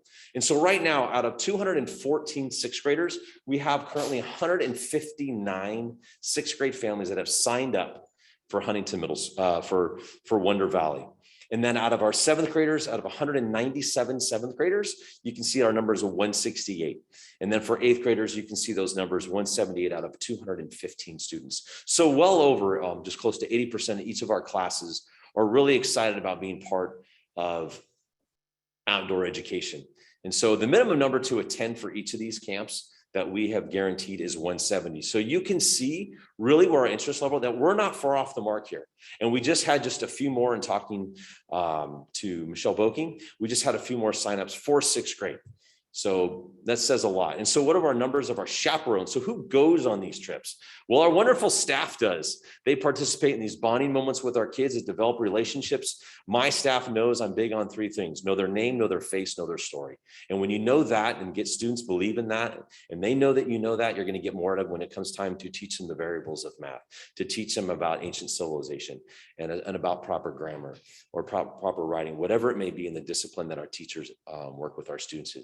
So we're looking at 10 to 12 chaperones for Wonder Valley. Some of those chaperones, yes, are our teachers, but they're also our instructional aides, because we do have students that have special needs or need an assistance. And so we do have our wonderful aides that go with us. For Pali, because it's older, and those 8th graders obviously are a little bit more independent, it's about 8 to 10 of our staff members go from up to Pali Institute. So the cost of those trips, as you know, many of you maybe have had your child go on these trips. So for Wonder Valley, it's $750 per family, and that for Pali, it's $600.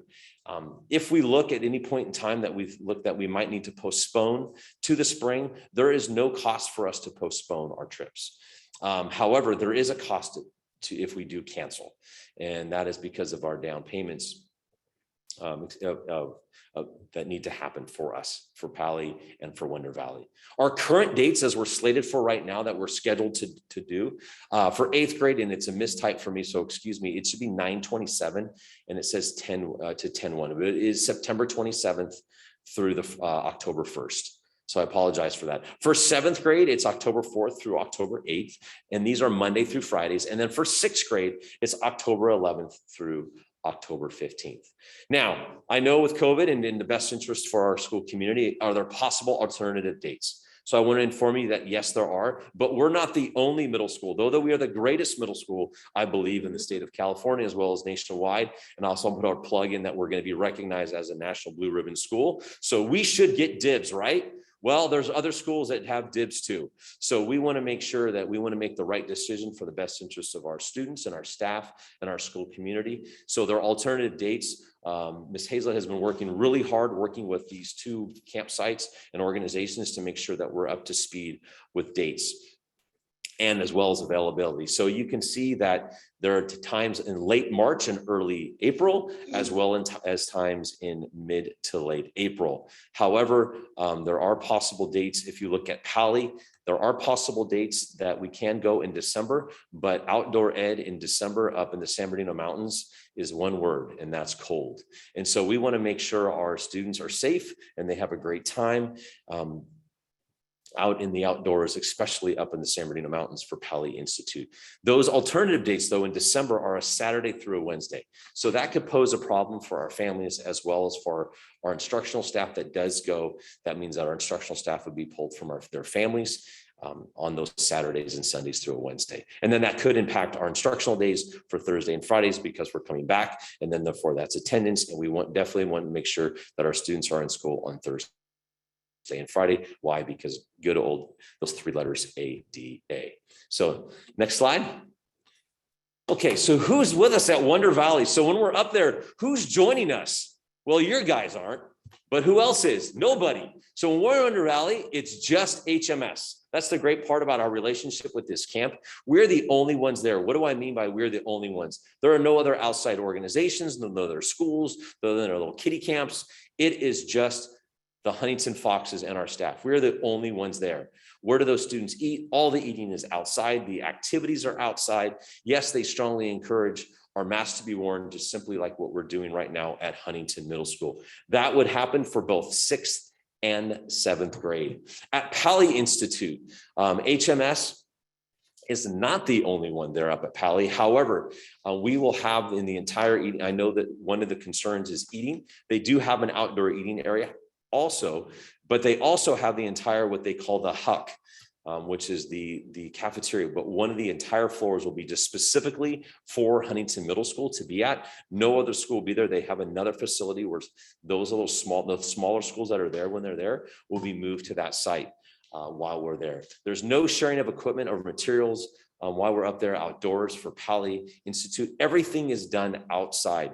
In regards to Wonder Valley, there are a few activities that happen inside, but those are in larger rooms that are well ventilated, and students will need to have their masks on when they're indoors for those activities. Staffing. What does the staffing look like at Wonder Valley? What does the staffing look like at Pali Institute? Some of the greatest memories that we have as kids when we go to these camps is meeting with our camp counselor. And who our camp, they might have nicknames like Stinger or Boss Man, or they all have code names because they're not allowed to give their real names.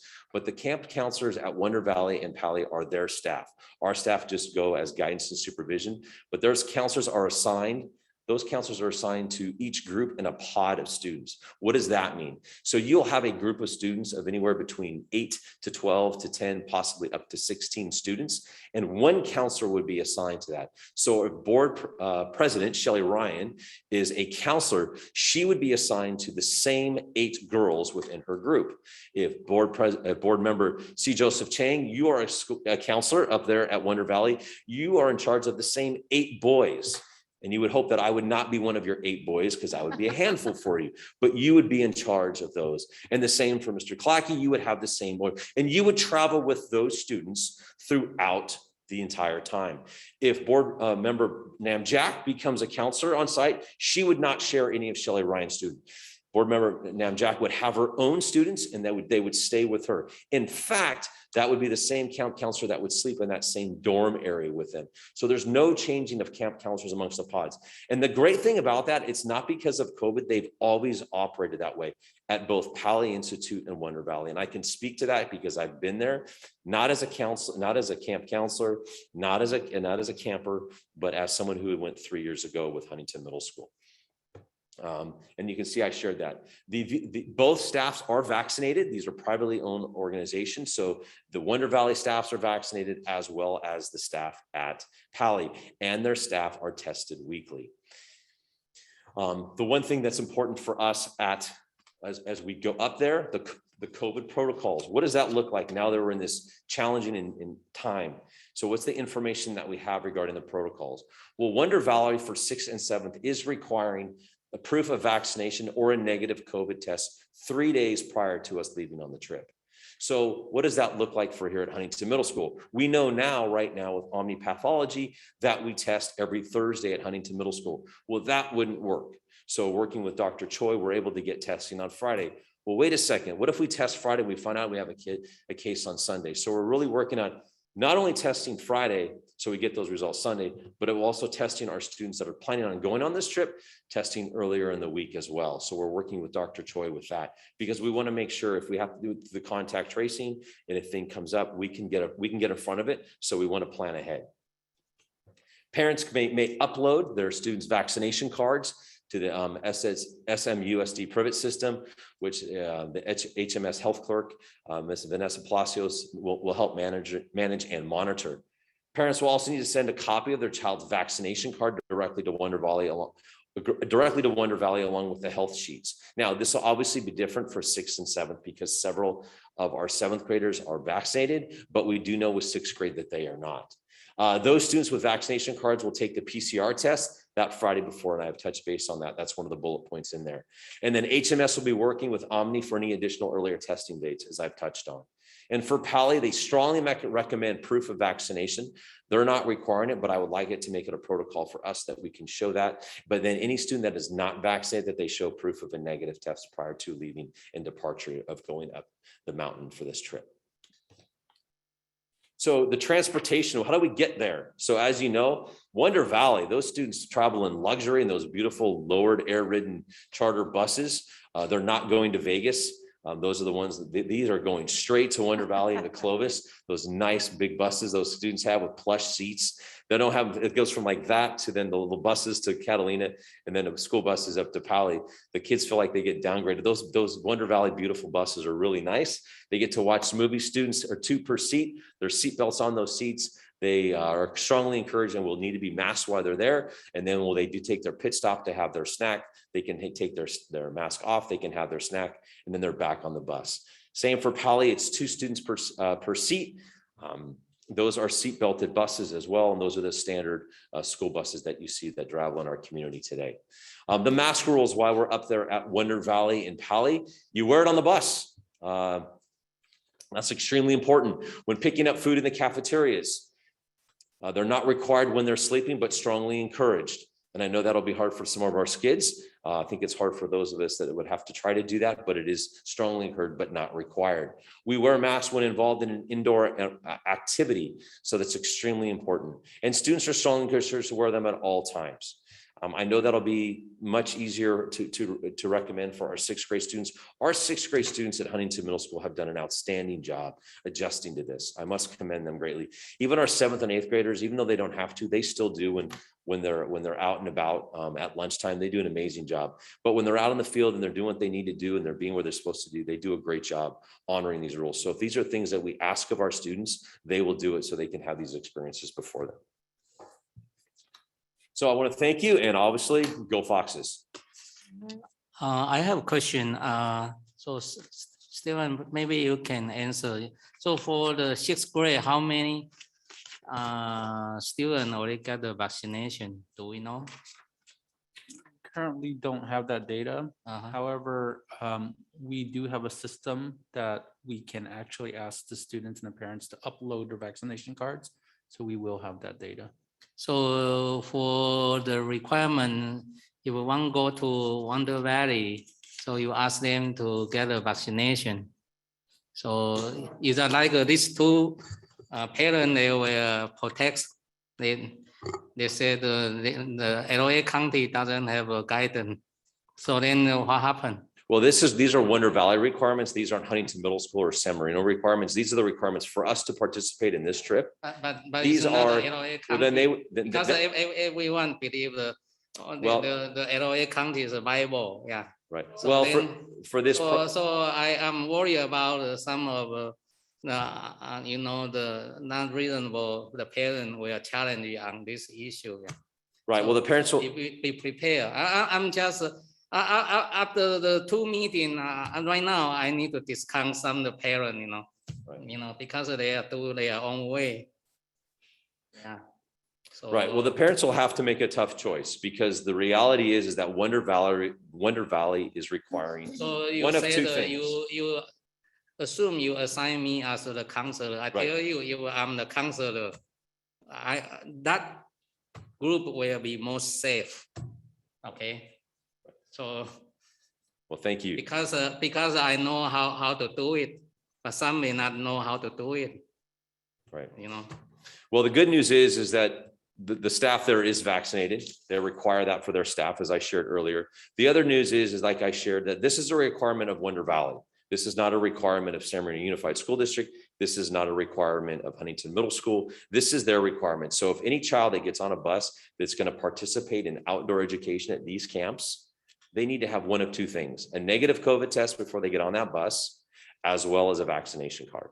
So if they don't have the vaccination, that's a family choice and a family decision, then go up with a negative COVID test. Now, we know that that's not realistic for 6th grade. So what is a negative COVID test? And if a family feels like that's not something they want to participate in, then they just choose not to go. And that's okay. That's okay. And that has to be okay. Yes. Have parents already been informed of these protocols when they signed up, or are these things that are still just being rolled out? These are some things that have just rolled out that we've been in constant contact with. And that so as we roll this out, and it's maybe some parents are listening tonight, that might be, okay, that's really nice for us to hear, because that makes us a little bit more comfortable about maybe sending our child on this trip. So on that note, then what would be the process if a person decided they would want to withdraw? Is that possible? And how does that affect that minimum number we need to hit? Well, it's possible if they choose to withdraw, then they'll get their money refunded. And then because of the cost in the district, we have to make that 170 mark. And so then we would have to pay that difference, but it wouldn't be at a cost to the district, because this is 100% funded by our families. This is at no cost to the district. And then what helps offsets the cost is our PTA donations, which we're extremely thankful for, because they help cover the cost of our transportation. But this is 100% funded by our families. This is no cost to the district. So how come the party not forced to have a vaccination? You said strongly recommend the pool of vaccination. That's for Pali. That's their decision. That's where that. But they have older groups that are there of anywhere from older middle schooler groups. When I say that, for 7th to 8th grade, kids that are able to be vaccinated, 12 and older, and then high school groups. Can I ask, so my understanding is our district is following LA County Department of Health protocols. And the LA County Department of Health protocol requires that students, when indoors, have a mask on. I assume at Wonder Valley or Poly, nobody's sleeping outside, correct? Correct. Okay, so we're gonna have a bunch of students. How many students are in a cabin? Usually roughly between 8 to 10, but we're really trying to minimize that down to 8. Okay, so we've got 8 students, and LA County Department of Health protocols requires, and our district policy requires, that when a student is indoors, they have a mask on. They're gonna be in a bed for 8 hours a night or however many hours. And what are we going to do to make sure that we're following our district policy that when a child is indoors sleeping, they have the mask on? It's a great question, and one that we have only the one that we can answer is we're going to require the students to have their mask on while they're indoors. What that would be when your eyes are closed and you're going night, when you're sleeping. I will say this, that the students are extremely tired. of being there through the day. But I also know that these are young people and it's hard to keep your mask on when you're sleeping. Well, There's no, to put someone on a mask patrol, that would be really hard. And so I don't know if I don't have the direct answer for that as far as what's the requirement when they're indoors to have a mask on. So when you lay down, you put your head on the pillow and you're in that sleeping bag, put your mask on. yeah, I mean, I appreciate it and I understand it's a difficult situation. Right. Because you're gonna have kids sleeping. But the indoor mask mandate from the Department of Public Health and from our district policy requires that there be a mask on at all times. And so if we know that we're gonna have every kid participating in an indoor activity, which has a very high likelihood of not having a mask on for hours at a time, and we only need 15 minutes of exposure to somebody for a close contact, we risk a lot of kids being sick. So I love these outdoor education activities, and I know the kids love it and the families love it. And they were great, and they will continue to be great. And they've been great for a very long time prior to COVID. But now we're in COVID and we're in a different environment where it's very serious and very, serious health risks. So I don't see, has the Department of Public Health given any guidance that children are allowed to sleep without masks on? That's a great question. In groups of 8 to 16 people, because I'm not aware of any. No, that's a great question and one I'm not aware of and I've looked for, but they follow the guidance that they have within the camp guidelines that they have and underneath the organizations that they're part of. Yeah. But again, Daryl, if we are requiring students to either show their vaccination or be tested right. prior to going, and we Right. do know that the camp staff are all vaccinated. Yes, they are. That's a requirement for them to be at the camp. So those are protective measures being put into place to mitigate, right, the threat of exposure or transmission. Right. And their staff is also tested weekly, even the staff that is vaccinated. Right, but I'll tell you what I see potentially happening. Parents that don't want masks on their children indoors, quite frankly, would have a very valid argument that you just let my child be indoors for 8 hours every night with no mask. And why is that different from a classroom where we're only in there for 50 minutes? And what you will see in my prediction is a complete rebellion potentially to mask mandates indoors, because we have just violated our own district policy with indoor mask mandates and our own stated policy that we are following the LA County Department of Public Health mask mandate. What I would say to that is that this is not a mandatory school-sponsored trip. This is a voluntary parent-sponsored trip that the school is coordinating and organizing. And even though we do have insurance to cover any kind of exposure that should occur, and I think that we're telling parents, right, that this is what's happening. And so parents can make the decision as to whether or not they want their children to go on the trip. I guess what I'm saying is we're giving our parents choice, and we're not giving school credit for these trips, right? No. So it's not necessarily a school sponsored, we're paying for this trip and we're going to give you a grade for participation. Which sometimes happens for field trips and activities that are related to outdoor education, and this is completely separate from that. So I think that as long as parents know what the risk is and they're making informed and well-educated decisions, we're making it as safe as we possibly can by requiring vaccination or testing, right? And we do know for certain that all staff at these camps are fully vaccinated. That is correct. Okay. Because that is a question I have asked, because if I'm sending my child up, because those are, like I've shared with the kids, local parentis, I'm your legal guardian. I'm responsible for you. When Ms. Hazel's up there, she's responsible for those children. Our staff, we're responsible. This is not something that we take lightly at all. I'm just here to present this information before you. And also, just so you know, as far as Wonder Valley is concerned, and in the last conversations we had with Pali, but specifically with Wonder Valley, they've had no cases with COVID up there right now.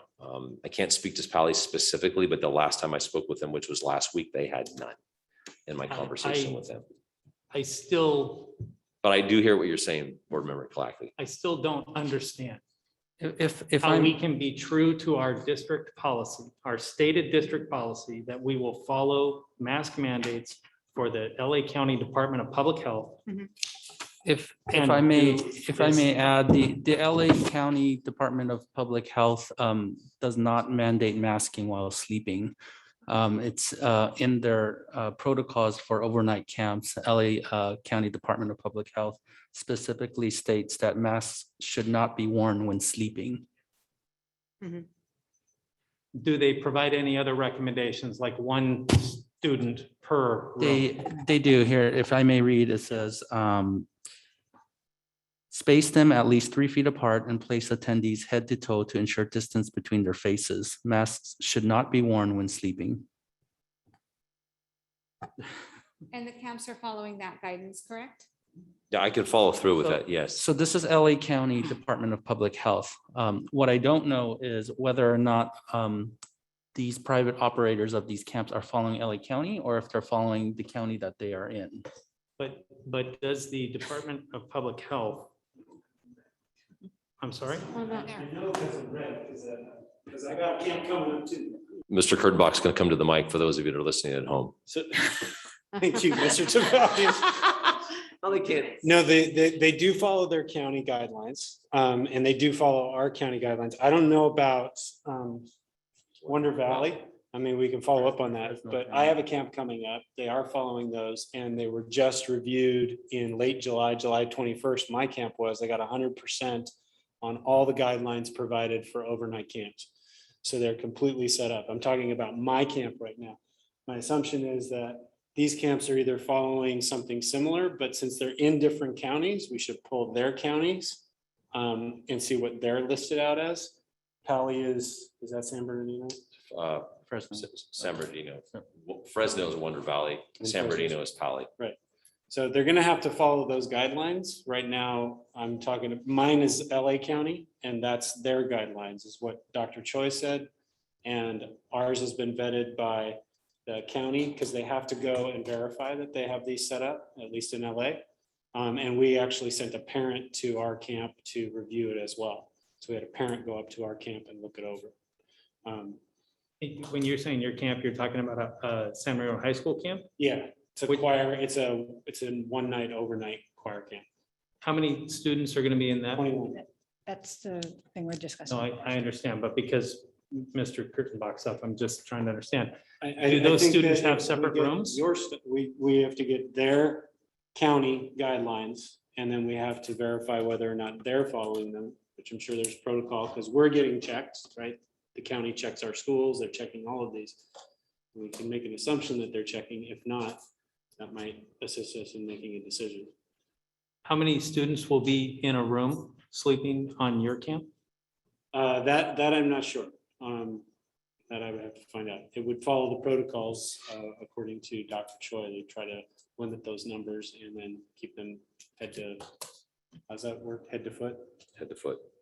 The problem that I see, though, is that regardless of where they are in the world, our students are San Marino Unified School District students, and we have a San Marino Unified School District policy that we follow for our students, the LA County Department of Public Health, no matter where they are in the world, because they're doing a school activity for a school that is located in LA County. And some counties up in Clovis, or they may look at things very differently than LA County and the way our parents look at it. and the way our board has looked at it, because the policy that we set forth was we follow LA County Department of Public Health. And the only thing I would jump in to say is, I think the difference is at the camp, the kids are tested or mandated to show vaccination cards. At the school, they're not. So at the school, we're a little more conservative because we don't know who's vaccinated, who's not. We haven't validated any of that. So we take extra protocols here. But if we vet the kids with the test and the vaccination cards, we feel we've checked, right, for their health as of a week prior to attending. So I think that might be a little different. Yeah. Who employs the bus drivers? The bus drivers are chartered for Wonder Valley. That's a charter group that's employed by Wonder Valley. And then we do the buses for Pali. And are they vaccinated or tested? That I do not know who the company is that will be taking the students up at this So I point in think time. I do that's not gonna- know. And I would have to believe if you're transporting children, driving a school bus, being a former school bus driver, which I still have my commercial B license in case any of you want to go anywhere. I'm vaccinated and I will take you guys. We needed. May I have an opportunity to ask some questions? Thank you, Mrs. Jones. So Dr. Choi, are you telling me, right, that the LA County Department of Public Health with respect to overnight camps says no masks for children while they're sleeping, but there's a certain scenario that they would like in terms of how they would like the children situated when they are sleeping? Is that correct? That is correct. Okay, and those are their guidelines, is that correct? These are LA County guidelines for overnight camps. Okay. And in general, LA County guidelines reflect what the state guidelines are. All right, so, and again, right, this isn't an action item, right? But I would, simply request that we make sure that with respect to Wonder Valley and with Pali, that they are following, regardless of what county they're in, right? That we are following the LA County guidelines as set forth by, Dr. Choi, as that is what we have said we would do. So I would request that that be done. That would be my request. But again, this isn't an action item. It's only direction and informational. I'm sorry, it's not even directional. It's just information. Yeah. Okay, anyone else with questions? Go ahead. I was just wondering, what are the healthcare facilities and access that will be available to students should any need arise? And this would be even not just COVID related, but just in general. Both sites have a registered nurse on site and they have a full blown, almost like little mini hospital section in there, almost like a little small urgent care ER center that's right there because you're in outdoor activities, be it a zip line, be it horseback, all those fun things that kids get to do. Kids still get hurt. Kids still need a Band-Aid, kids still get a cut. Kids still might need some Tylenol for a bump or a bruise to take down the pain or the swelling or what have you, whatever, a Neosporin, whatever. And they also hold the medications because we have several of our students that take medication. So they report to the medical center to get their medications that are all held right there. So there is a registered nurse at both sites. I've seen it firsthand because I've watched kids get hurt. I've watched them be applied and I've watched the nurse do what they need to do. And there's a health aid team that is there to assist the nurse as well. And one more question. You brought up in your report, which I appreciated, looking at options, the possibility of changing dates. What would be your preference as the administrator, as the person who's been interacting with the parents, with the students, having experience of that? I think you went to Wonder Valley. I went to all three. Yeah. I went to all So three. in your experience and in your perspective and based on what you've been getting feedback on, since you presented those options, if you could speak to what your thoughts are. Well, my thoughts are my thoughts are based on a couple of things. Number one, the families that have outreached to me concerning these outdoor educational trips. Regarding whether their child is vaccinated or unvaccinated, whether a child's a sixth grader, whether it's an eighth grader. And I've explained to them some of the information that's already that I presented here this evening, that I think that our kids are safe, that I think these are great opportunities for our kids. I would be concerned if we did not check vaccination cards. I would be concerned if we did not have our kids tested before they get on a bus and they go up on a trip. I want to make sure that the kids that are up there have a negative test result. I want to make sure that the kids that are up there have a vaccination, especially for our upper grade, those students that are above 12 and older. I also want to make sure that the camp is safe, and the camp is how is the camp handling it? We have asked tons of questions, Ms. Hazlitt and myself with the camp, and they have reassured us, not only by answering our questions, not just in glittering generalities, but being very specific. Like, are we the only ones there? What about the dining situation? Because I can speak to it because I can see it. I know what it looks like, feels like, tastes like. And so when I know those things are very specific to me. Am I confident that no one's going to get COVID? Or no. Obviously today our dashboard changed at Huntington Middle School. I take that very personally, but those again are all of our responsibilities to making sure our kids are safe. So that's why I looked at these alternative dates, just to make sure that if that's a decision that we need to pivot and move and adjust like we do, that we're ready to do that, but we need to do it quickly if we decide to do so. But your preference would be to continue as planned with these safety protocols in place? Absolutely. And then what about, you had mentioned Pally. Do we stick with Pally staying at strongly recommending, or are you thinking? Well, Pally is a tough one because if you go in that winter time, I mean, Oh, everybody. no, not the date change, because it's strongly recommending versus requiring. Well, I would definitely have our students tested before they get on a bus and go up. I think that's something that's extremely important. That's their recommendation, but we have the power to make that happen. That's because those are kids, those students are our responsibility. And as Board Member Kalaki shared, those are San Marino Unified School District kids, and I take full responsibility for those kids going on a bus and getting up there. So your recommendation for Pally then would be to be consistent with our. Absolutely, be Wonder consistent Valley. with what we're doing with Wonder Valley. It's across the board. Just like we want to be consistent on things that we're doing, like Mr. Kurtenbach and I being consistent, things that we do at the secondary level. It's extremely important that we're consistent. We're a small district and we need to be consistent in those ways. Thank you. Can I just ask, if a child tests positive or has symptoms and they're up in Clovis 6 hours away, what happens? The parent needs to come and get them.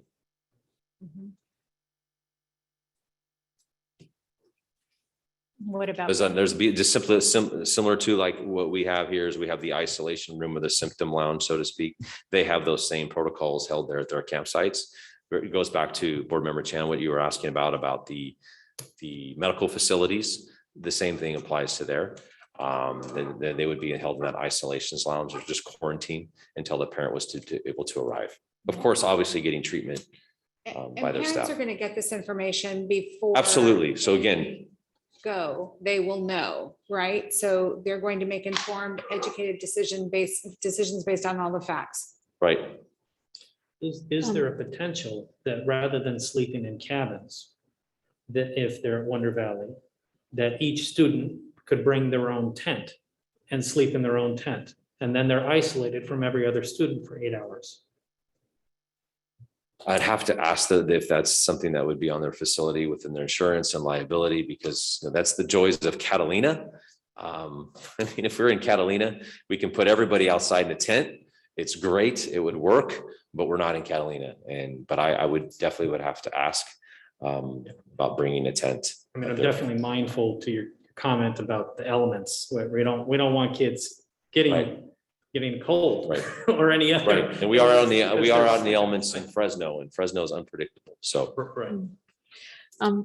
But again, I'm just here to give you this information. Appreciate it. I trust that you guys will digest it, talk about it, and then. Well, I think it's right up to the administrators, right? And you as a principal to make that decision. We told you our thoughts, right? You provided us the information, but right, it's up to you. Thank you. Daryl, sorry, I had a couple of questions. Okay, sorry. So Mr. Kalaki brought up the sleeping conditions. Do we have the ability, in the classrooms, we have the ability to put up the plexiglass? Do we have the ability to bring some sort of protective out there? And then what are the air conditioning, room circulation type things? Can we check on those too? I get what Mr. Kalaki is saying. I'm just asking because I know in our COVID area for isolation that at my site, we purchased like portable dividers where you kind of slide it out and they break the the setup of the sleeping arrangement. So Right. that's like another protective barrier. And then also the air conditioning or the units, because I'm not sure about outdoor facilities and sleeping arrangements, whether they even have the air circulation and all of the protocols that are now in place with the air circulation. If you could just check on that, that'd be great. Absolutely. I'll check on that. I'm not too sure about the protective shields. I do know the larger rooms will be utilized at Wonder Valley and at Pali. But excuse me, Pali, all the activities are outdoors, and at Wonder Valley's, the larger rooms will be used for the students opposed to some of the smaller rooms. And they have an amphitheater that they use as well at Wonder Valley for our students. But I will definitely find out about those things. Okay. Maybe even if it's possible, if they don't have anything, if we can bring our own, I don't know if that's possible. The children will be masked inside, will they not? It says for indoor No, activities. no, no. Yes. For the. Yes, for indoor activities, yes, they'll be masked I mean, inside. for the But for sleeping the room. plexiglass, I mean, they, for if the- it's an option, something, Oh, but I not the know. plexiglass, sorry. I was think you're thinking talking about Or the protective. filters. A Like- purifier? Like the air purifiers Yes, in their I wrote sleeping that down to rooms. ask about I the don't air, know if that's that's similar to what we have in our classroom that's provided by with our COVID Right. funding. I will ask about that as Thank well. you. Okay. Yes, Yeah. for sure. We can bring our own. In fact, are the filters that we have in the classroom, are those portable? We have air purifiers in every classroom, but in addition to that, we have an HVAC system that with brand new upgraded air filters, correct, Gil? Yes, there's mercury evidence and they have an Yeah. antibacterial coating. Uh-huh. And air purifier is the one you see right here. Yeah. The portable. Okay, so those are portable. Yes. And they're in classrooms and Yes. most of the, if we have 170 kids going, we're gonna have a lot of empty classrooms with air purifiers that aren't being used. We Mhm. could throw them in a bus. Mhm. It wouldn't cost a dime, potentially. If they allow it. If they allow, or they might have them already, Yeah, which let's just they hope for the best. That's why, please check. But and we're not, ask those are them. great questions and ones I'll be more than happy to ask for Ms. Hazlett, and I will make sure that we address those. Thank you. And if I feel at any point in time that the answers and just where we're moving in this direction as things change, then I will definitely make the appropriate decision in the best interest of not only our students, but our school community. Thank you Thank so you. much. Thank you. And board members, I want you to be mindful of the time. Do we need to have extension? Because we still have a number of items. 11E got moved in with the San Marino High School Chamber Choir Retreat. So that's going to be addressed next. So I'm just telling you, we're adding it up. And I'm looking at how many minutes we might need before returning to closed session. So President Ryan, may I ask, and my concern is, as we did with our last meeting, we cannot continue this, right? I mean, we've already continued it for 2 weeks because of the length of the meeting last school Right. board meeting, and now, we're asking for an increase again, so this has got to be done, right? yes, for run. Well, we business. may possible, we are always like this, if we don't have a reasonable parent. So what do you believe is the timetable? I think that these items are routine items and we can get through them very quickly. There's not a lot involved other than the board taking action on each of these items. I'm not sure about the item that Mrs. Chang wanted to discuss related to the choir field trip. Well, I think if we want to conduct a good meeting, we really need to have the meeting protocol. I think the board president, you need to have a very firm, the procedure to conduct, because there's no the personal contact, the attack. If they continue to attack me, then I think I will have a feedback. So I guess. Just like this one, did not review and then allow them to circulate. You look at page 17. This is terrible, this toxic, and then give to distribute to everyone. This doesn't make sense. The cancer compared with the COVID-19 infection rate, this is terrible. So if we move to extend the meeting to 10:30, No, the deadline is 10:30. We would extend it to longer than 10:30. I don't think we would need. to Yeah, go to that's 10:30. why I think we're all I right. think we're okay. I think We we should keep see going. President Ryan at like 10:20 if we need to. Okay. Extend it, and at that time, since we're only allowed one extension, and 10:30 pursuant to our. Someone board stop me at policy, 10:20 is to see if we 10:30. have Okay, that. then. Yes, thank you. Okay. All right. Okay, All right. great. So next up would be the San Marino High School Chamber Choir Retreat, which was pulled from the consent section for further review. Guesses you have questions, similar to the ones we just heard. Yes, well, I pulled it because I did not, well, there were two things. One, there were a couple of errors. So I was wondering. if Those have been were gonna be corrected. rectified. Okay, Thank you, Dr. De La Torre. And then my second question had to do with, I just didn't see anything related to COVID protocols in the packet. Okay. Because it looks like it's sort of a standard packet that we normally do. but It given- is.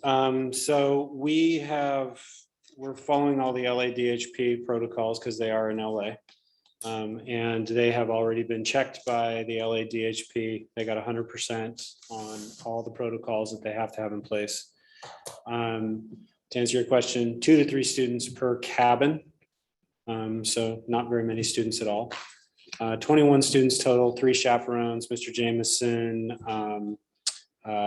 Miss Washburn, who's our accompanist, and 1 parent, probably the parent who went up, but I'm not going to speak for them yet because they went up to verify the camp. They looked it over as well because they wanted to make sure that they could kind of give a sort of stamp of approval. It's not anybody official, but it is a very long-term parent in terms of our district, has had several kids and one of their kids is going on the trip.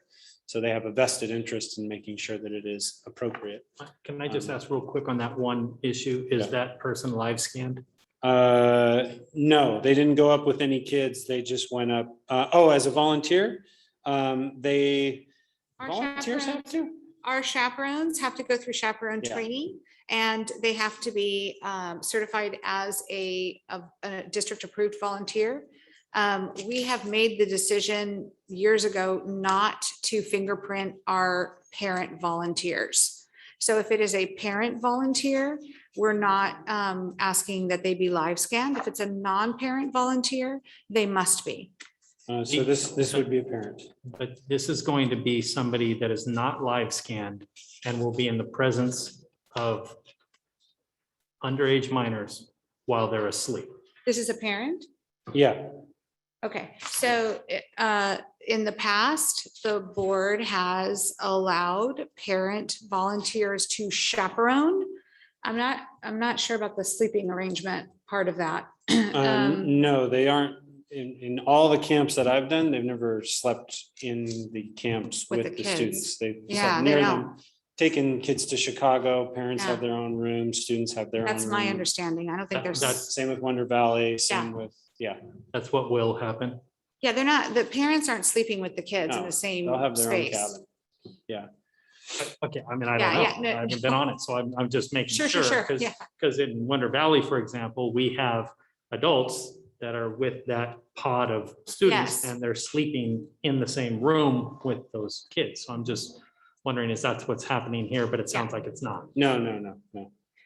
This is, no. I'm sorry, I just want to bring clarity, but it's not our people that are They're sleeping. camp They're the employees. camp- they're At Wonder the hired- Valley. At Wonder Valley and at Pally, Uh-huh. it's their hired staff. Right. Nobody Yes. from Right. Huntington Middle School will be Right. sleeping in a No, cabin. I Okay. understand that. And that actually maybe is another question is, do we know if those people are live scanned? I do not. Do the principals? And I know that's not I don't know. Mr. Kurtenbach's. They were when I was there. They went through all they're, first of all, they're normally finishing, they're all in college usually. They're all live scanned, they all TB, they covered that. I'm assuming the protocol is the same, but it's been now 4 years, so I might be even more stringent at this point, to be honest Principal with you. Kurtenbach? So I'm just assuming to follow up with Mrs. Chan's statement that, are you going to require everybody to be vaccinated or provide proof of a negative COVID test? I am not, because, I mean, maybe would that I could, but that's not my decision. As far as the camp is concerned, they require the same thing that Okay. Daryl's All right, I camp. just want to make sure. Either right? proof of that or a negative test within, I think theirs is LADHP, I think is 48 hours. And then in keeping with what Mr. Kalaki said, so if a student tests positive, my assumption, as with Wonder Valley, is a parent has to come up and take so I'm assuming, right, that will all get sent out as part of the packet As part of the write-up to the packet, yes. right? All of that will be. It would work the same as if, you got a broken finger, they got the flu, whatever. But there have been instances where Right. I've been No, and I allowed to remember drive a that too. kid home, and we've had our district nurse, Right. Ms. No, I- Javier, drive a kid home too. But they'll just get notification, just wanted to. Yeah. Of course. Okay. Can I just ask, I'm reading the application, and this is the trip is going to take place September 23rd to the 25th. Yep. And the application was submitted August 17. Right. But the application requires that it be submitted 3 months before departure. But none of that was possible 3 months ago. And that was something that Mr. Jameson came to me with was, do you think we can get this through? And he said, we didn't even think we could have camps 3 months ago. We didn't know we were going to have school for sure 3 months ago. They didn't think this was a possibility. I said, well, the only thing we can do is do it as quickly as we can, submit it. And if it doesn't fit with the timeline, we can't go. Does our insurance require this? Is this? No, this is insurance? just a. No, this is a board our protocol. own internal protocols. Yeah. I do, I mean, in reading it, it looked as though, unless I didn't read it correctly, but it looked as though that 3 month requirement might be waivable by the Assistant Superintendent of Instructional Services. So maybe that can resolve that issue. My main concern with the 1 month is, does it throw us outside of insurance coverage? But if Yeah, it's not, then No. No, if I recall, that 3 month thing was something that I requested. Yes. It's a good thing. I do believe though that this year you're gonna run into this a lot, because typically we have all this stuff done. We're still querying our seniors about Yosemite. We don't want to sign a contract with them if, not too many kids are interested. So that's probably gonna be behind the timeline as well. But as soon as we are able to do it, we're gonna push it through and get it to you quickly. This is a waiver year this year, Jason. Thank you. So I apologize if this question was already answered. I stepped away for a moment. So in terms of us addressing the cleaning protocol, so when we're looking at how the kids are sleeping, the air circulation and the cleaning, what is the schedule for the cleaning? Because you have 150 kids using 4 bathrooms. I know they're not supposed to mix the pods, but you still have people using the same sinks and bathrooms and touching all of the same furnitures, going in and out of eating areas, whether it's outdoor, indoor. What's the cleaning schedule there? Or do we know, or can you come back to us with that? And then is there testing upon return to our school community? I know all of our kids are up there, but they're up there for different times. So your 6th graders are gone, or your 7th graders, and then come back in 8th grade, and then your high school kids are gone, and then coming back and reintegrating into our school community. Is there a way also to do the negative to require a testing? Well, What are your thoughts, Jason? I don't know their cleaning schedule. My assumption is because it's LA. They have to follow the same protocol, so it's at least daily, and I'm sure that their bathrooms in those areas probably get it more frequently, just like ours do with our custodians, but we can check on that. In terms of testing, thanks to Dr. Choi, we have to test all of our athletes 48 hours before they compete, which means we now have to set up testing on Mondays and Wednesday mornings, and potentially a couple of Tuesdays. We're having to figure all of that out. So whenever our students return from anything, odds are is we're going to have testing people on site for that group. This group's very small. It's 21 students. We can offer that. Obviously, we can't mandate that they be tested because that's not part of our protocol right now. But we can offer that on the Monday of their return because we will have omnipathology on our campus testing our athletes to get them prepared for Tuesday and Wednesday athletic events. So that wouldn't be a problem at all. My assumption, and I don't know this to be true, the vast majority are vaccinated. And I say that because we went through the whole situation with the football team last week. And I think it was all but one. So I do believe that that is kind of the majority, but of course, I'm only using a small sample size as that, but it's pretty solid. And our parents are extremely interested in it. So I think that they're willing to accept that risk. They are hearing from a parent who visited the camp, which I think is very beneficial because they're seeing it through a parent's eyes instead of mine and Mr. Jameson's. And I'll find out more about their cleaning. So my schedule. question is for the 21 students, you are not sure they get the vaccination or not, right? Right, because I'm not allowed to ask unless there's a need, say, if they are going on the trip and we find out one test positive, then I could probably ask. But you are allowed to do the testing, right? I'm not allowed to force them to test, no. I can ask if they've been vaccinated, as I did with the football team. But I thought before start, so the Stephen Choi will ask get a testing, right? It's available, I just can't make them test. No, but Jason, I thought you said that the camp is. The camp requiring them requires to proof show of vaccination or a negative Right. test 48 hours prior to coming. Mhm. So if they're leaving on the 23rd, they have to test on the 21st if they're not vaccinated and show proof of that, or they show the vaccination. They're masked the entire time, except when sleeping, as we've established. There's only 2 to 3 to a room. Their activities are largely choral, which means they do have to keep their masks on even when they're participating. I'm assuming, because we're at a camp, the majority of it's going to be outdoors. It's still nice out. It's not too cold, it's not too hot. And that is really what we've been doing. We've been teaching our choir classes. When I go there, Mr. Jameson will work with one group inside, all masked. The other group outside, all masked, will be practicing on their own so they can get their sounds together, and they're rotating. So he's keeping stable groups together in that way too. There's always a risk though. There always will be. Thank you. All right. Thank you, Mr. Karat. Thank you, Mr. Topoli. Thank you, Ms. Hazlett, for staying. So I I go need to ahead. make a motion No. to approve it, right? Since I pulled it. Yes. Yeah. Yes, thank Since I you. pulled it, I should probably be the Make the one to motion. Thank make you. the motion. So I would move to consent to, I would move to approve the San Marino. SMHS choir, chamber choir trip. I second. Thank you, Mrs. Chang and Mrs. Jack. Roll call, Mr. Kalaki. Because of my concern of students sleeping overnight without masks, I vote nay. Thank you, Mr.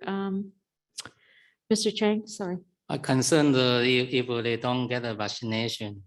So I suggest just wait for the pandemic go down. Yeah, so I vote no. Okay, Mrs. Chang, Aye. Mrs. Jack, Aye. Mrs. Ryan, I, student board member. Thank you. The motion passes 3-2. Can I just make one note though? Mhm. So that we don't continue to encounter this in the future, if we can ask that any trips in the future include COVID protocols as part of the packet for this school year. And that's something that I assume would need to be coordinated with each of the sites as well. So, thank you. Yes, absolutely. Next, communication from the audience regarding matters on the action agenda are to be made at this time. Dr. Choi. Thank you. We are pausing for 1 minute to take requests to speak regarding action items on the agenda. If you would like to make a request to speak, please press the raise hand icon, dial *9, or submit a public comment card.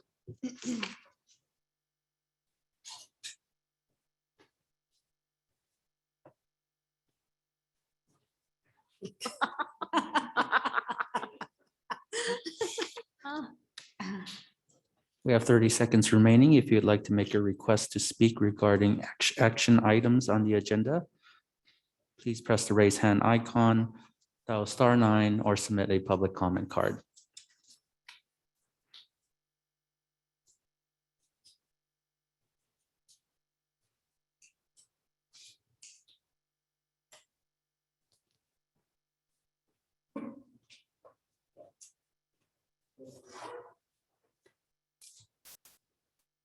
We have no requests.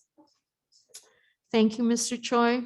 And so we move on to the action item. This is 13A, resolution number 1, authorization for temporary interfund cash borrowing for the 2021-22 fiscal year. It's an action item. Dr. Linda Delatorre, please. Thank you, President Ryan, members of the Board of Education, executive team, student board member. This evening, I am presenting to you resolution number 1, authorization for temporary interfund cash borrowing for the 2021-22 fiscal year. This resolution allows the school district to have the flexibility to borrow from itself in an amount of up to $1.8 million. Any monies that we do borrow from ourselves would need to be repaid either in the same fiscal year or in the following fiscal year if borrowing takes place within the final 120 calendar days of a fiscal year. And this is being done for adequate cash flow purposes. If there's no further discussion. There's a correction to be made because we had continued it from the previous one. It should read August 24th, not the 10th, and that stands for all 3 of the resolutions that we had to postpone. Yes, and if you look at the board memo, on the board memo, there's a note and it says this item was moved from the 8:10 agenda. So that is noted. So we're okay with that, I think, because it's in the memo. We can leave it as 8:10. As long as this is attached to it, which it clearly says with an asterisk, this item was moved from the 8:10 agenda. And at the very top of the memo, it says date August 24th, 2021. Okay, thank you. So that's how we're handling it. Yes, thank you. Thank you. Is there any further discussion? I move to approve resolution number 1, authorization for temporary interfund cash borrowing.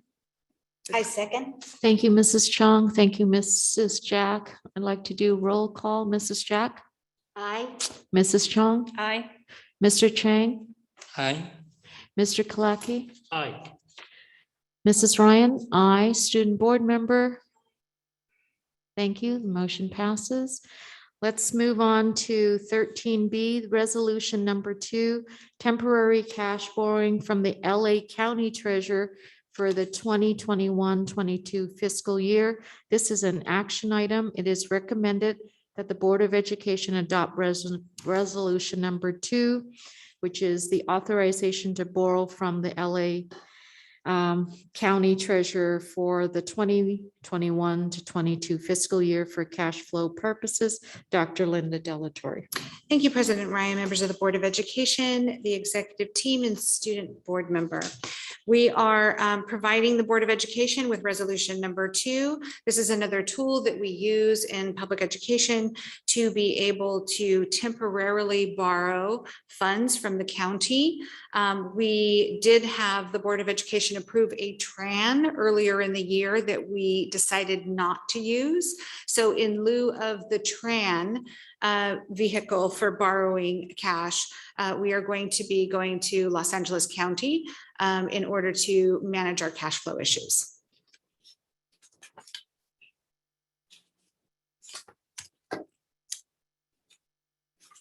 Any discussion?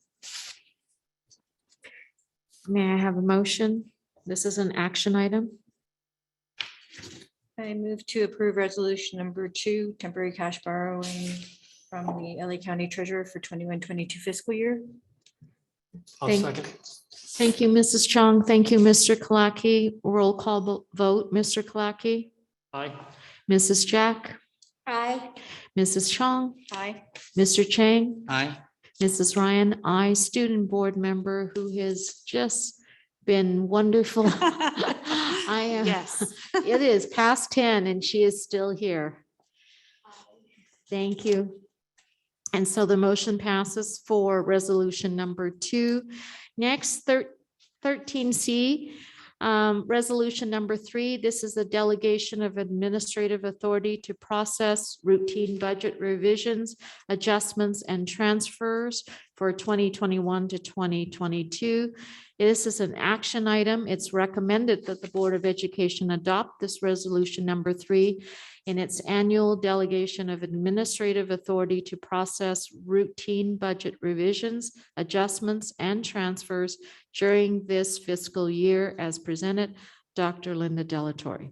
Thank you. Staff is seeking the approval of the Board of Education on the delegation of administrative authority to process routine budget revisions, adjustments, and transfers. Again, this is a routine item that we bring before the board annually, and we are seeking your approval. I have a clerical question. Sure. On the signature page, it reads Secretary Governing Board, but that would technically be the superintendent. That read clerk? Are we required to have the secretary of the board, which is the superintendent, sign, Vanjie, for the county? Do you know?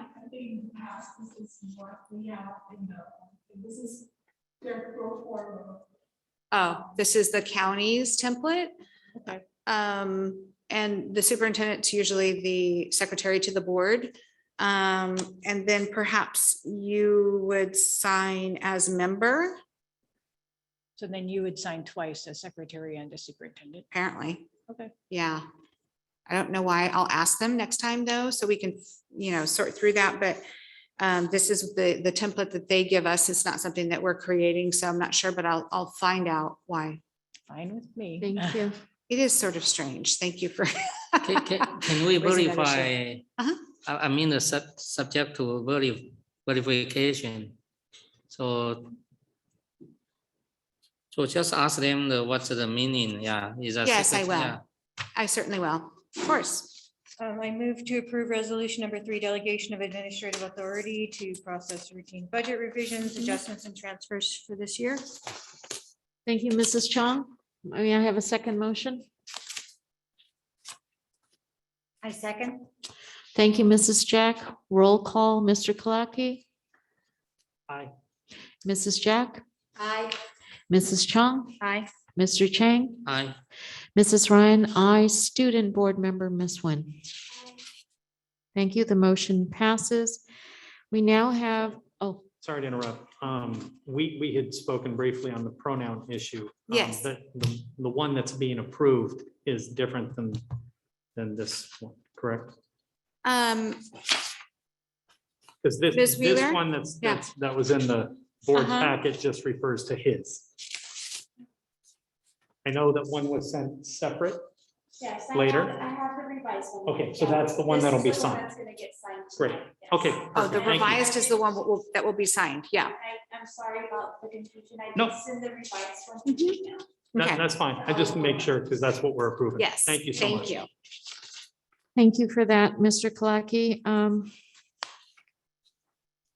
Okay, now I've blanked out what I'm doing. Okay, thank you. 13D, resolution number 4 to establish short-term employment pursuant to Education Code 45103. This is an action item. Dr. Linda Delatorre, it is recommended that the Board of Education approve resolution number 4 to establish COVID-19 support staff as long-term employees pursuant to the California Education Code, section 45103. Yes, California Education Code Section 45103 allows the school district to establish a classification of employee that is short-term as opposed to hiring individuals that would be classified as probationary. This will allow us to temporarily hire individuals to help with COVID-19 compliance, screening, contact tracing, and assisting food service with cafeteria lines, et cetera. And so these employees are going to be working for us up to 1 year. And then we will reassess the need to continue their employment. And I would also like to inform the board that we are using one-time monies that are strictly for this purpose. And they are designated as COVID funds to support these positions. I just have a question. Are they subject to any layoff notices, March 15th notices? or We anything? would still be laying them off, not March 15 notices because they're not certificated positions, they're classified positions. So we would still be providing them with a notice that we are not going to continue them in the capacity that they are designated in currently. So we will follow those rules for these particular employees. Okay, thank you. You're welcome. All right, go ahead. You have the question? Well, it's not so much of a question as for future board meetings when we talk about the budget. Can we be sure to clearly lay out where our COVID funds are coming from and then how we spent them, which this would fall under? Yes, and we're working on that actually right now. We have a consultant that you're aware of. Her name is Pearl Izuka, and she's going to be working with Vanjie to put together a budget presentation that will include how the one-time monies are being spent and the various designated resources, et cetera. And we will also be planning a board study session soon to fully inform the board on where we are at with our budget and our ending balance, et cetera. So that is in the works. In keeping with that, you know, the one-time monies, right? And Yes. as you pointed out, right, COVID monies are in different pots. and Yes, can they only are. Be used for certain things. Correct. So when we get that budget, when we get those expenses, can we make sure that, you know, it says here, you know, I don't know, COVID pot money one, right? Asterisk only used for this, right? Yes. Because I don't want to see the big thing, you know, Right. I want to Yeah. see and what it can be used for. And so we can tag, right, and follow. exactly. Absolutely. Yes. We'll try and make it as reader friendly as possible so that anybody in the community can look at something like that and know exactly what we're doing. Yeah. We're Big working. font. Big font too. Yes. Yes. Thank you. Reader friendly. Did you hear that, Vanjie? Big font. That would be great. Thank you. Of course. Dr. Delatorre. Are there any other questions, comments, or, okay? You mean for the 14 over and the superintendent discussion item? Resolution. No. 13D. 13D, I'd like to make a motion to pass the resolution number 4 to establish short-term employment pursuant to Education Code 45103. Second. Thank you, Mrs. Jack. Thank you, Mrs. Chang. And I'd like to do roll call. Mr. Chang, Aye. Mrs. Chang, Aye. Mrs. Jack, Aye. Mr. Kalaki, Aye. Mrs. Ryan, I, student board member. Thank you. Motion passes for 13D. All right, board superintendent, are there any discussion items? Yeah, I have a question, okay? Oh, okay. I think the staff on the next time, if there's a public comment, they give a handout, I think the superintendent should review. If not appropriate, please don't help to circulate. Actually, this is not, couple pages is not correct, you know. Just look at the page 17. Yeah, this is terrible, you know. And then they have a picture. Why they show the Pelosi? Is that they think we are the Democrat, and then Democrat leader did not wear the mask. So they try to persuade us. So this is actually a very toxic They say it's the science. This is not the science. We are the high educated school district. We should not, the public comment, they just give a handout without review and then circulate to the board member.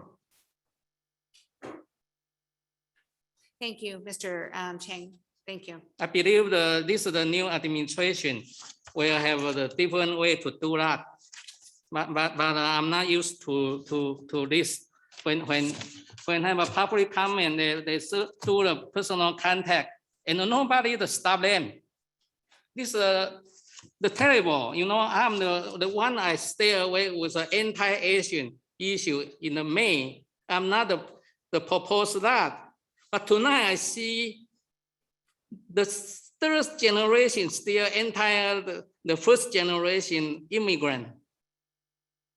Why I mention about Taiwan? What's wrong with Taiwan?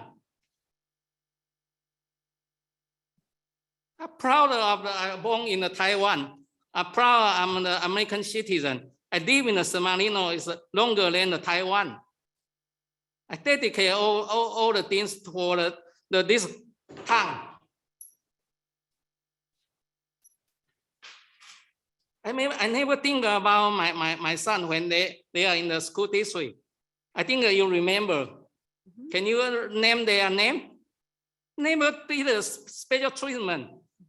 To them, they know I'm the school board. They will not bother me. I'm not like some that just care about their own kid. Thank you, Mr. Chang. I expect we can have a progress for the public school board meeting.